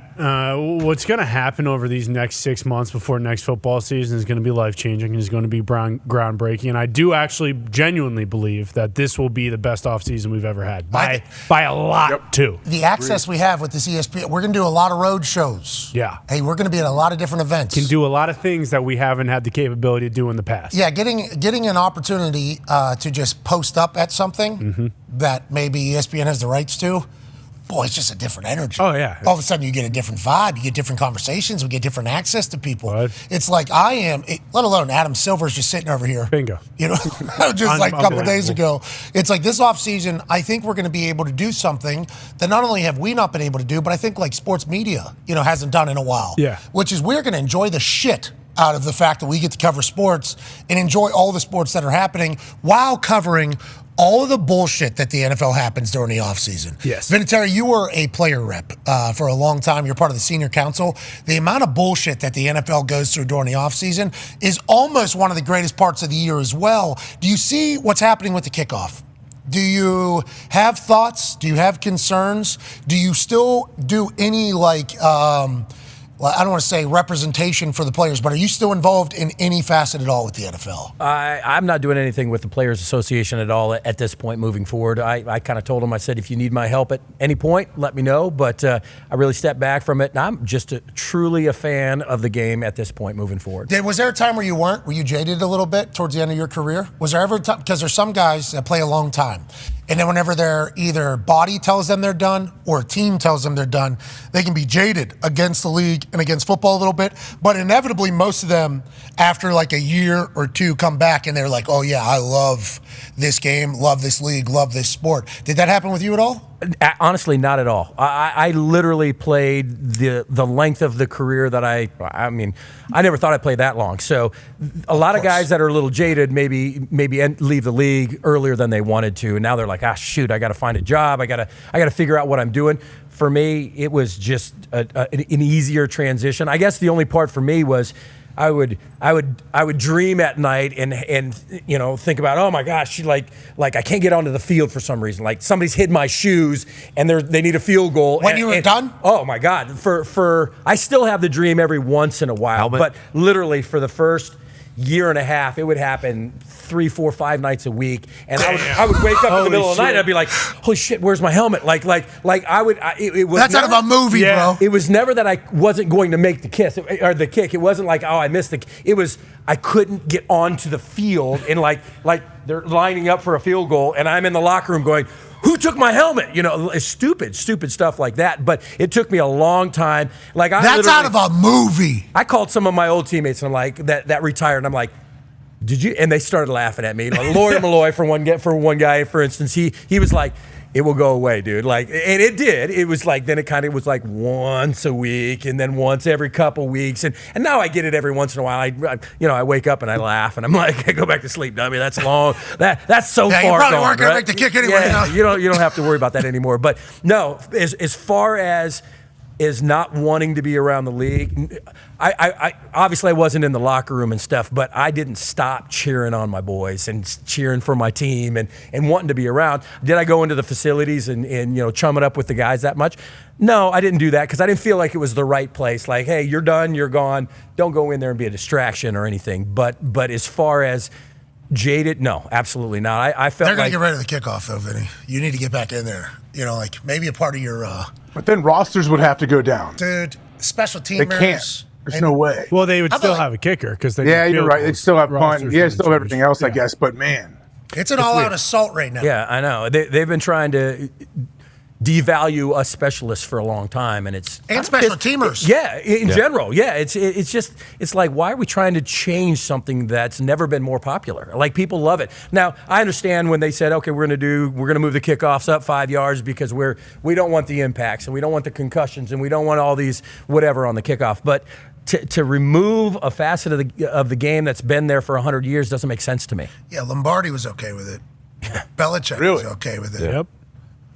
Basically, all of the greats throughout the history of football, Andy Reid probably, have been massive fans of. That's coaches. They're not going to get sued down the road. The NFL just doesn't want to get sued 20 years from now. Someone said, hey, I knocked myself out 1,000 times. Yeah, and it's. Sign the waiver. Yeah, people. That's what I'm saying. Exactly. We need to sign a waiver. And then Florio says, well, what if they die on the field? It's like, that's yeah, we don't want that. That's why they signed the waiver. We obviously don't want that, but it's like everybody that is playing on special teams plays are very pumped and thankful to be playing on special teams plays. Yeah, because they're maybe not on the team if they're not playing special. Bingo! Like this is their entire, and also they're very good at it. Like this is something that they are good at, and they have found to make a living at it. And it's a strategy. It's an added bonus if you have good guys that do it versus teams that have bad guys that do it. It's a part of football as a whole. It's like when you go into the Hall of Fame next year, I do hope it's something that you mention about how and I hope it'll bring to the forefront because of how important you were to the greatest dynasty in the history of the league. Yeah. Now, whatever Chiefs do, it's like, hopefully that'll be a nice little reminder for some of these suits that just want to change the game. I mean, think about in Dallas, like Kevontae Turpin is in the NFL because he was the best kick returner and punt returner for the XFL. And then he comes to the NFL and it transitions. Like, he can still do that. They're using him as a wide receiver this year. Like, even for those guys not getting opportunities, that sucks. But it does feel like, unfortunately. Slater, what's his name from Cowboys kicker? Sorry, I'm forgetting his name right now. Brandon Aubrey. Didn't he come from USFL? Yeah. Yeah, I think he had to play in there because he was a soccer player. Yeah. I don't know if his soccer career went exactly how he had planned it to go, but I think he was a very good soccer player. Yeah. Like, very good. Obviously, if you play in college, you're a good soccer player. You end up making it to MLS, you're good at soccer. Like, if you're not Lionel Messi, it doesn't mean you're not good at soccer. Like, he was a good soccer player. But boy, I bet you his family are pumped that he started kicking. I love what the UFL's doing though, like pushing it back to the 20, the kickoff. They got rid of the XFL kickoff and they said, hey, we're pushing it back to the 20. We're gonna have returns and because those guys are gonna be showcased in that league. Their That's how they're special going team to make skills. it. Bingo. Those guys that are in UFL, if they're going to make it to the NFL, it's going to be through special teams. I assume not a lot of touchbacks from the 20. Probably not. Bucker, hey, you see these motherfuckers? They're banging Camarda? They Dude, all over the Super Bowl. murder these things. I genuinely believe, and it might change with how. I had the highest touchback percentage in the history of the NFL for a season, and that's because everybody played their hands team against us because we did so many surprise onside and shit like that. So we were stealing these touchbacks. By the end of the season, and I feel like I kicked a soccer ball 124 miles an hour. Like, I feel like I had a very strong leg. If I was putting the ball 6 yards deep at the end of the season, I'm pumped. I'm a fucking big dog. Harrison Butker's putting these fucking things into the first row of the stands. The whole Super Bowl, Moody was too. Yeah. These guys are fucking destroying footballs right now. It's a show. Yeah. It is an absolute spectacle, but it does go to the point kickoffs are just a formal, like a formality almost, because of the kickers just bombing balls. So can guys kick a touchback from the 20? There's certainly a few, I think, that exist. But there's not going to be. They're not going to be in the UFL, though. Bingo. Those guys are going to be in the NFL already if they're kicking touchbacks from the 20. So there's going to be a lot of returns over there. Yeah. Who was it? There was a preseason video of Camarda hitting 190, I believe, that you showed us. Jake Camarda hit a kickoff 87 or 90 yards or something like that. I'm like, what the fuck is wrong with this kid? How does that happen? Are the balls different? Are they changing the balls? Yeah. How? It's just that we talked about this earlier about Tucker and Bucker and Boz and Money Mac, McPherson, and like there's a good core of kickers, right? Moody, I think, is going to be one because mentally I think he has it and everything like that. But it's like techniques evolve, and fundamentals evolve, and workouts to get better at that evolve. Like the game's only going to get better and better and better at that position, and that's a good thing, not a bad thing. I don't think any kickers or punters feel that way. Right. Those fucking kickoffs, though, I'm watching them. I'm like, I'm embarrassed. Everyone takes it for granted now, though. Every kick, like, what was the one? It was a 54-yarder in the Super Bowl, and I know, like, there was a bunch of kids in my house, and they all like, "Oh, this is the easy one. It's a chip shot." I'm like, it's 54 yards, guys. I don't think you have any idea how you gotta hate difficult hearing it is. that. Like, I have to continue to tell them how difficult all of this stuff is, and try to educate them because I'm like, they don't make. You're not supposed to make every single kick. A 50-yarder used to be big ball. Huge. Like 50-yarder was a big ball. I mean, 65 is the record right now for longest of all time, and obviously it was 63 for a long time. But yeah, this is a rookie from 54 to like break the score too. It's 0-0. Deep into the net from the logo. And sitting for a quarter. He didn't get the kick off. Yeah, exactly. He was sitting for it. That was the and first time he hit yeah. a ball in the Super Bowl, and he just buries it. It's like if guys miss 55-yarders now, fans are like, these guys suck. Like, these guys absolutely stink when it's like, back in the day, it didn't used to be like That's your fault, Vinny. Now snappers are better. Too good. Holders are better. Yeah. Like, everything is better operational. But somehow these guys have figured out how to kick balls fucking much further than what I was even able to do just 6 years ago. And I thought I had a strong leg. I'm like, yeah. And I see these guys, I'm like, I don't want to be on the same field as these fucking guys. I'm almost embarrassed of my entire career at this stage. Well, that's why I wanted to ask. Vinny is like, how heartbroken were you for Brandon Aubrey when his first kick that he missed all year was a block in the last game, and then he missed another one later on? Is that like worst case scenario for a kicker? We almost had a perfect year. Yeah, we almost did.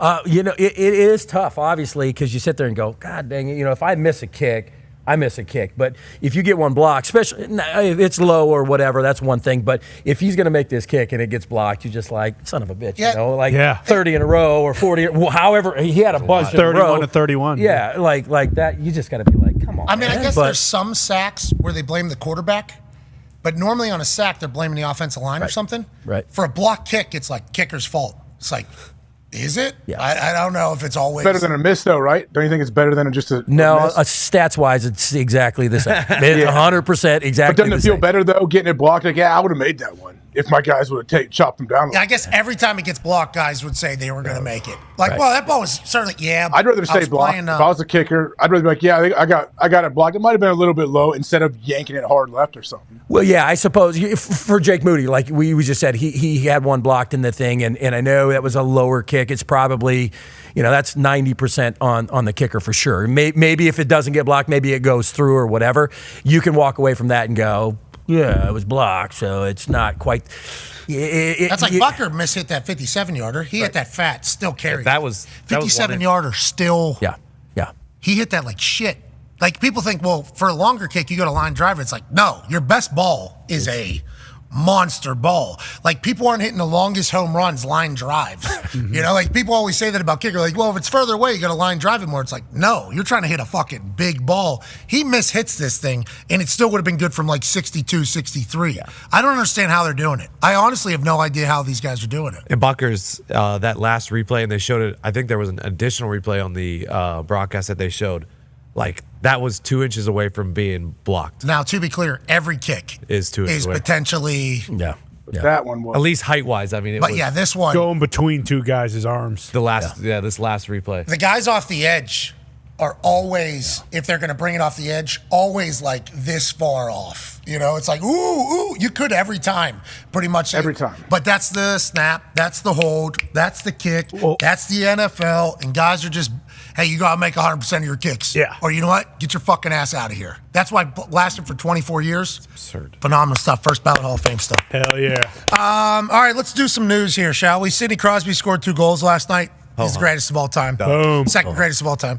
Well, I learned Wayne Gretzky won the MVP the first 7 years he was in the NHL. No one else was in the league. Is that right? Is that inaccurate? Did he really? Yeah, he did, but then Mario came along and stopped that streak.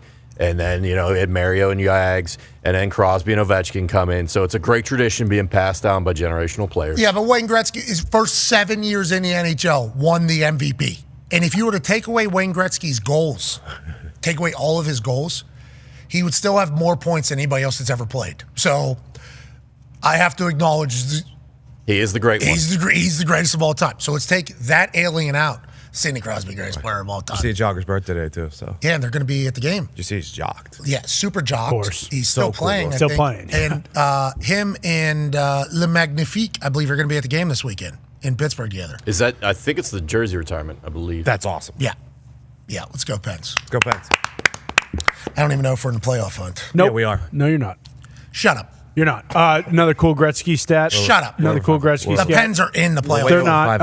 Another cool Gretzky stat. He has, I think it was like 425 games with multiple points, and he only has like 120 games with only 1 point.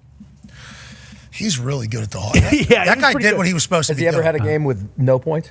Oh man, probably at some point, but I bet that is less than 100. What was you had some streak of scoring a point in every game that you had played, and then the Colts got shut out one game, and there was like a real question, like after the lot, did we fuck up like one of the biggest streaks of all time too? Since he never went on the field, It didn't count. Yeah. it didn't count. Because I didn't officially play in the game. Yeah, smart. Because that's a good rule. I was kicking off at the time, so he never stepped on the field for the one kickoff. So his record can take. That was a wild thought. That was being talked about with like 10 seconds left in the game. Like, oh no, we fucked up. Wait, we fucked up, bro.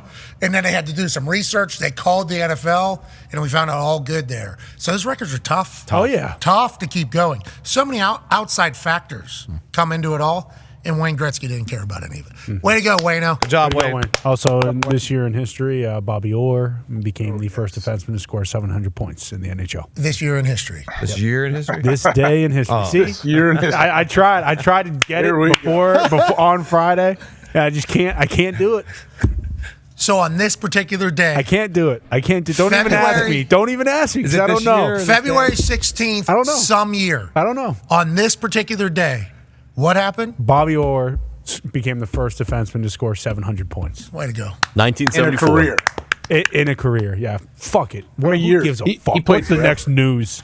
Fucking hockey. I can't Fuck. wait for the next one. 2 weeks. 2 weeks from now, I'm waiting for this. year of Yeah. history. Okay. Yeah, I'm coming back with a hot one, so you better be ready. I For believe it. for those that don't know what's happening here, we tried to start a segment with Connor Yeah, it doesn't work. in the middle. It doesn't, let him explain it, compute. It doesn't Don. compute. Yeah, I mean, I can't even get through explaining what it was supposed to be because how mad you got even the thought of it. So a lot of people obviously think our show is choreographed and everything like that. We try to premeditate some things. Yes. So we tried to premeditate a segment for Connor at the very beginning when I introduced the Toxic Table, which happens every single day. I compliment the shirt. A good way for him to distract away from the shirt would be, hey, did you know on this day in 19 whatever or 2000 whatever, insert some sport thing that took place. So then now we have a nice little interaction, nice little Pretty conversation. straightforward. Pretty simple, right? Pretty good. Pretty. AJ prick. I have faith in you, Con man. I can't wait for it to come back. I've never seen somebody butcher something so bad, so quick, so early. Multiple And then times. bail so early too. And I he didn't bail. Three Yeah, you words did. You into quit. No, I didn't. You quit. No, I didn't. You did. It was an embarrassment. No way. We Yeah. came back to it the next hour. I fucked it up again. Yeah, but you're sitting right next to like one of the most mentally tough people of all time. Oh. If he would have watched how you handled that entire thing, Whoa. he would have been embarrassed that you were a Patriot fan whenever he was kicking for the Patriots. I came back and I hit a home run. Okay, so let's not act like Today? No, not today. After the first one, I did it again the next hour. Got it right. People forget about that. That won't get talked about. And then the next time I tried it, I fucked it up again. And then what? And then I kept fucking it up until now. And then I fucked it up you again. never did it again. That thing happened maybe 2 days. I think it happened 3 times, and this would be the 4th. That would have been a good segment for our show. Made our show better. Well, you know that's why. Maybe people wouldn't have been attacking our show for being so shitty if we did have that segment right at the top. They'd watch first minute and be like, "Oh, these guys got segments." That's They why think we're a real show. I'm excited for these next 2 weeks. I'm gonna wake up every morning, and the first person I see, whether it's the coffee barista or someone in my building, I'm gonna tell them, "Hey, this day in sports history, you know what happened?" And then I'm gonna boom rattle off some unbelievable stats. No, take a break. No, I need to work. These are things you need to work on. You gotta self scout. This is what you do. Get on vacation, self scout. See what you did. See what you did good. See what you did wrong. See what you did bad. That's one of those things I'm going to work on. No, I think first couple of days, disappear. Forget about it. Well, then afterwards, then let's go ahead and say, you know, what can we work on a little bit? Then we get better. Then we come back. Yes. Humming. You need to get away for a little bit. You need to shut that brain down for a little bit. I will. I will. And maybe not take on your biggest enemy this year was by this far. day in history. Not even close. There isn't a second. There is only one enemy. That the Patriots this day in offense. history. Yeah, Mac Yeah, Jones not being good. Yeah, but once again, that season. And Bill Belichick getting fired. Not getting mutually hired. agreed to part ways. That's the thing, though. You know what I mean? My football season ended like September 20th.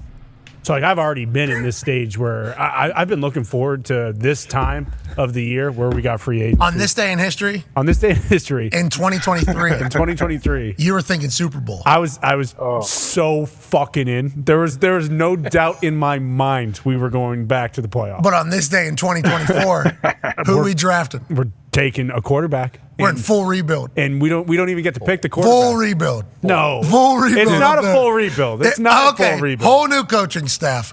Whole new Not whole quarterback.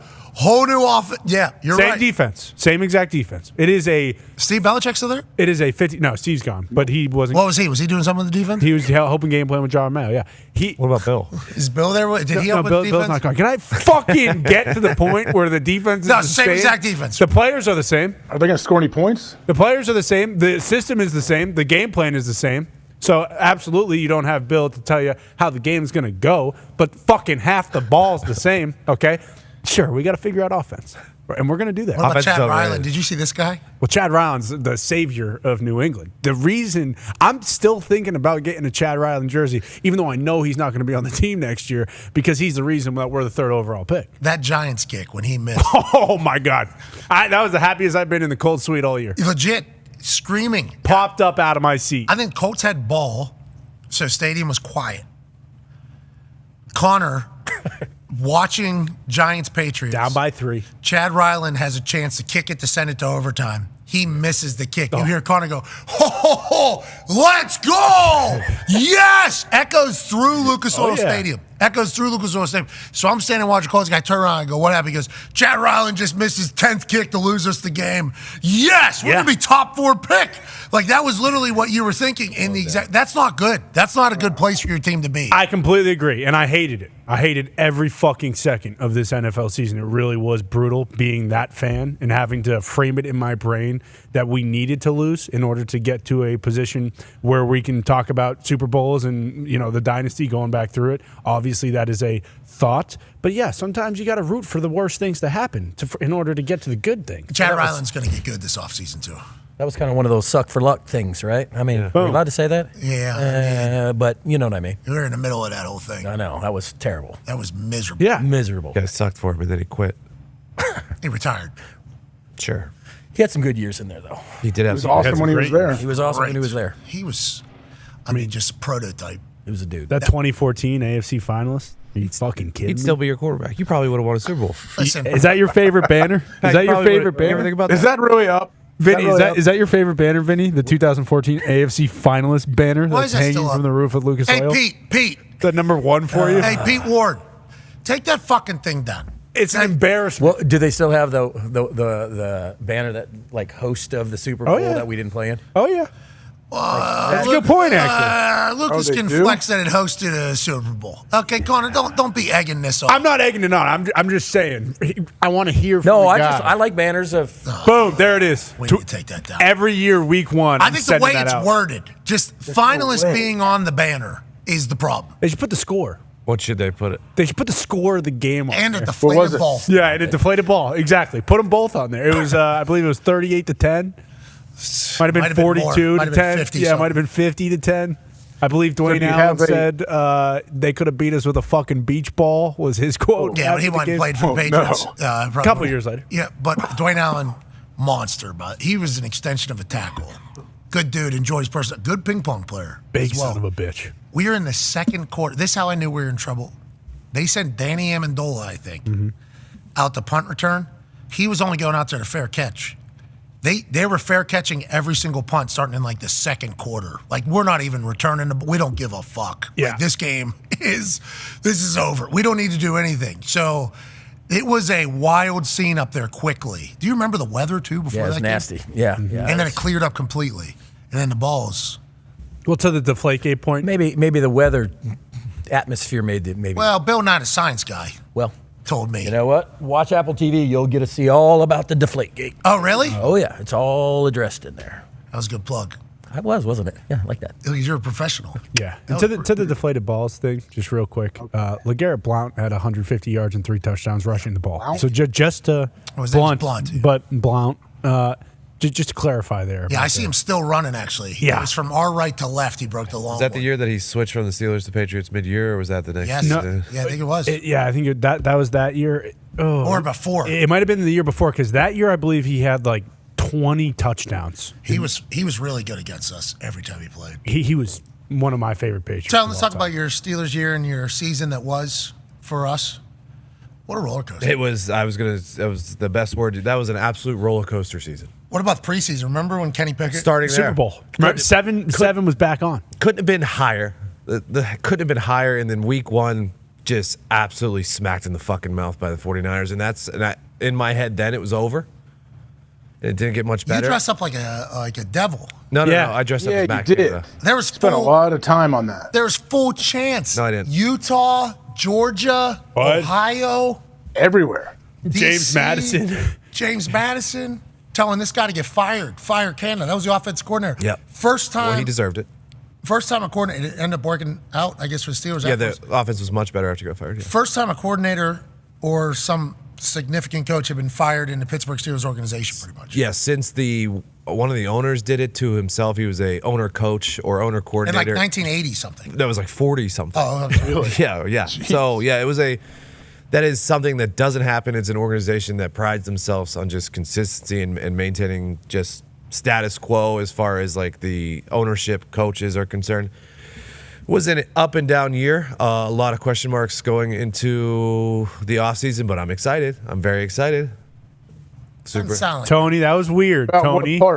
There's Tony. That's him right there, Vinny. Hey, for real, did you do that yourself, Tone, or who painted it? Because your hands and everything. Yeah, I believe you did it. I did it myself. Who are you dressed as here? Matt Canada. So that's not the devil. I'm gonna deliver you guys some shocking news. Okay, we've gone through. I think all the coaches have been hired. Matt Canada was not picked up. What? Okay? I just want to. So taking a year off. Before I thought he was the before OC they of say, Bama. "Oh, all these bad Steelers fans chanting and stuff. None of the NFL coaches picked him up to be a part of their offensive staff this offseason either. And this is who you were dressed as. Just Matt Canada, yeah.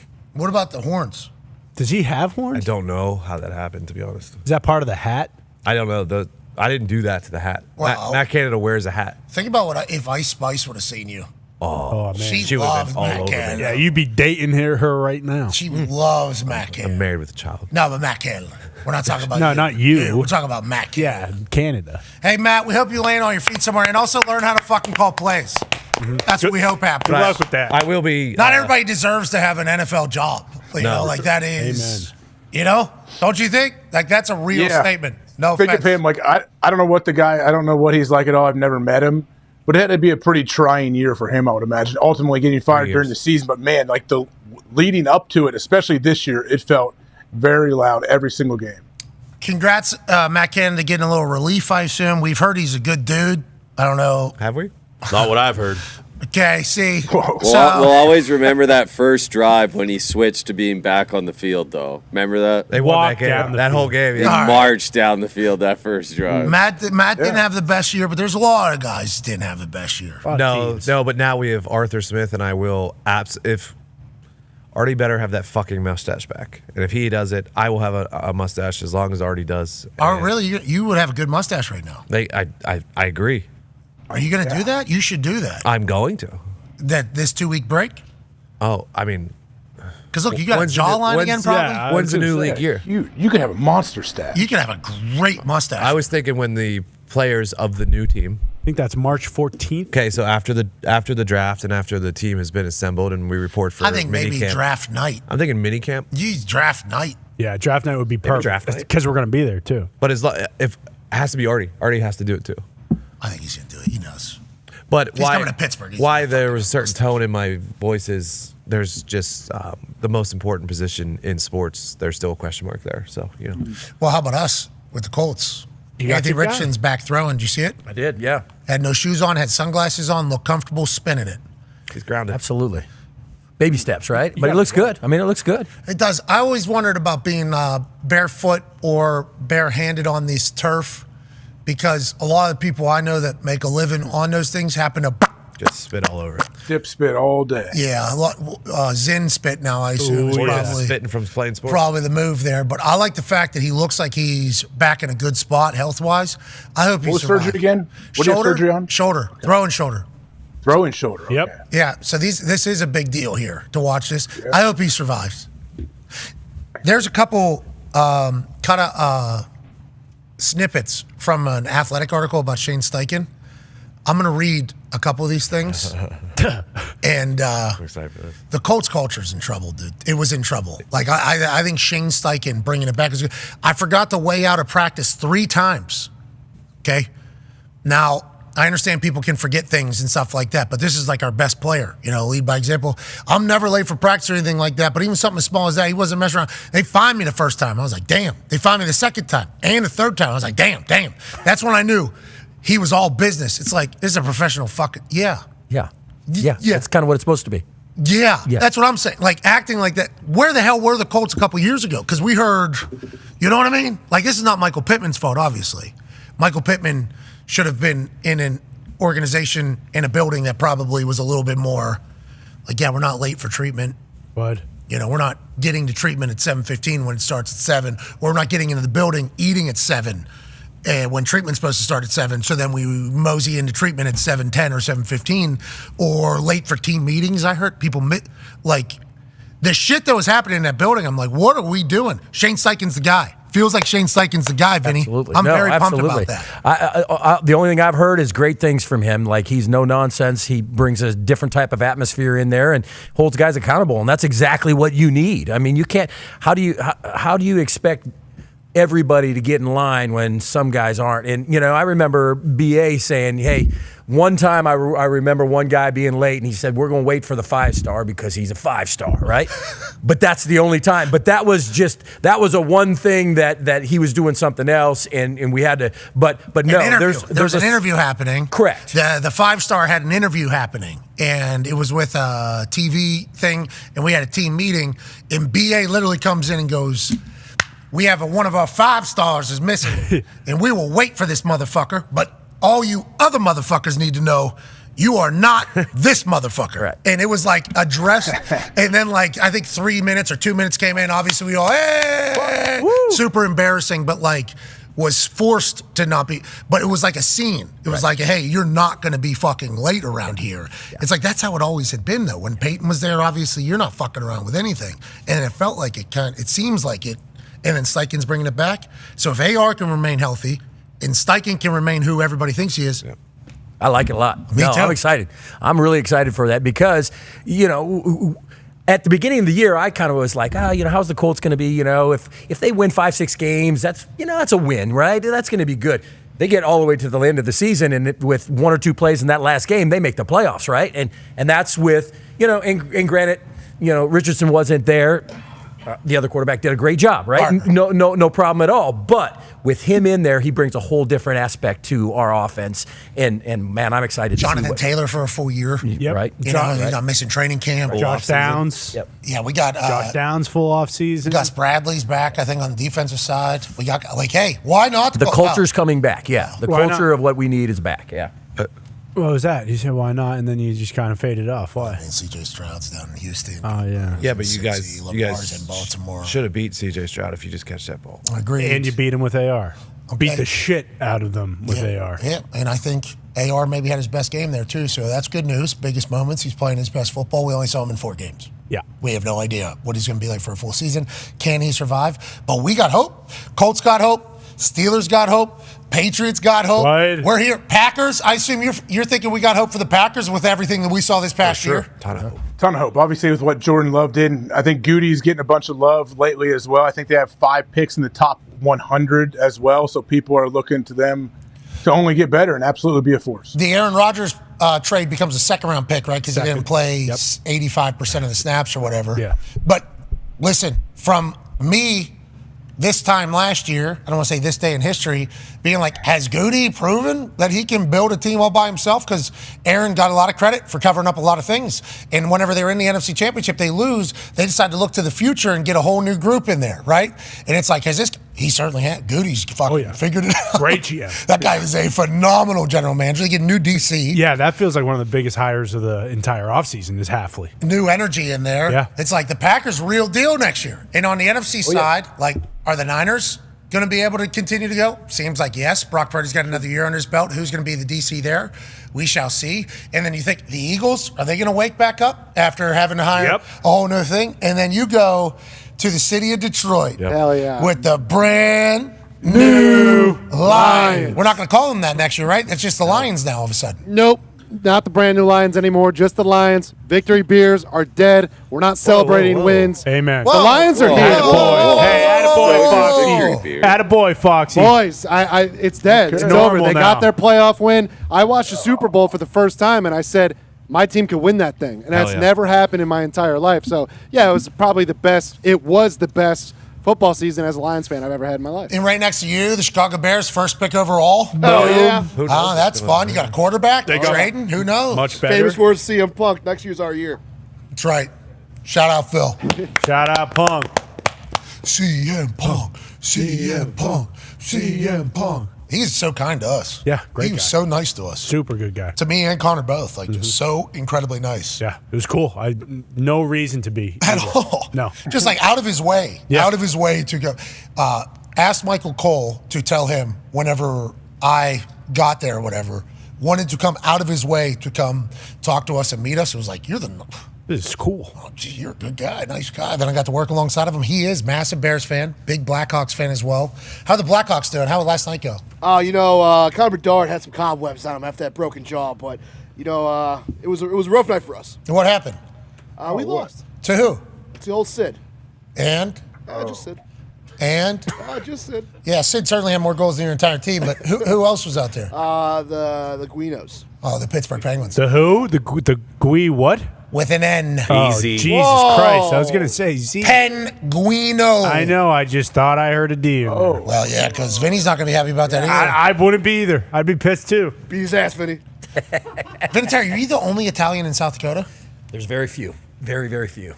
I wonder how the hell you got out there. So you were relocated because of something your family did in the mob, and that's where they relocated. Yep. Bingo. That is we don't talk about witness that. protection. Yeah, we don't talk about it. I'll tell you, as somebody that comes from a way too overpopulated by the Italians community, you go to a city somewhere out in the middle. Don't do what you just That wasn't me. It was you. That wasn't me. I was very lucky to be in that community. It's a beautiful community, a fantastic community. It is a great group of people who, really stay loyal to each other and to everything. I was very lucky to grow up in a super duper ridiculously overpopulated Italian community. Okay. Now, in doing so, you learn a lot about them. So I go out to Montana or something like that, and I meet a local, and it's an Italian person, and I'm like, "So your family's from Montana?" My dad and mom moved out here. I'm like, "We're running from something." I don't want to be an asshole, but normally the Italians stick around Italians. That's kind of how it's always been. And waterways. We need more Italians out here in Indianapolis. There's no rivers. Yeah, we don't. Well, there's a canal, allegedly. Need is weird. Allegedly, there's a canal out here. You know what I mean? What'd you say? I'm just saying, need is a weird way to put it. Could have more, sure. No, we need more Italians in Indianapolis. Right. We need more Italians in Indianapolis. I think we need less bums. We need potholes to be filled. We need construction to be done. Having a couple more people from the boot country wouldn't hurt, but I don't think we need more Italians. All those things you're talking about. Well, I don't know about the bums, but everything else, the Italians are the ones pretty much taking care of all of that. That's kind of how it goes. Oh, that may be. Maybe I thought Hogsett was Italian. He's not. I do not think. Don't get me started. I do not think His name doesn't sound Italian. I don't think the mayor of Indianapolis is Italian. That fucking guy. We don't need it. Watch your mouth. Watch your mouth. I'm what you're just doing. raising questions. Nothing else. Bubba Gumpino, the Miami Dolphins had a hell of a year. So did you, pal. Thank you, brother. How about you being back in America for this season? Yeah, How about it, was, Gump? That happened this year, right? Yeah.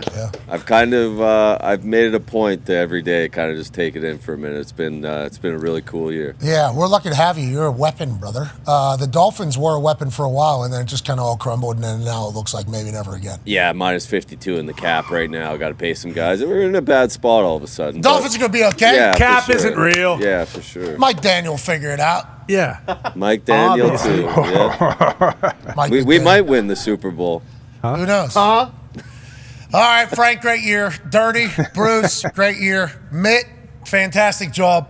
I don't even know if he can hear us. No, he can't. To everybody that helped this year with the company, thank you. To everybody at ESPN who helped us this season, thank you. To everybody behind the scenes that helped us, thank you. And everybody that watched and listened, thank you so much. You're the greatest people on earth. I say it a lot, and I genuinely mean it. We are eternally grateful that you allow us to be a part of your lives, and you allow us to get a chance to talk about sports as a profession. That's so fucking stupid to say, but we're living the dumbest lives of all time. We're going to take a couple weeks off here to maybe refresh, reset, and get things organized for the greatest offseason in the history. But know that we will miss the hell out of you. We will miss the hell out of doing this show. And you're the best. You are the best. And I hope you continue to look around and notice that there's a lot of good in this world, not just negative bullshit that seems to hog all the headlines everywhere. And let's enjoy this life and be pumped that we even get to wake up in the morning. Because whenever terrible things happen, either publicly or personally, it kind of puts life into perspective very quickly. You know, you get a chance to really say what matters, what doesn't. Well, being alive is a fucking massive part of it. And let's make sure every time we get a chance to wake and get out of bed, we appreciate the good things and try to eliminate the negative bullshits. Hell yeah. Be a friend, tell a friend something nice. It might change their life. We're in this thing together. Team on me, team on three. We'll see you in a few weeks. 1, 2, 3. Team. Goodbye.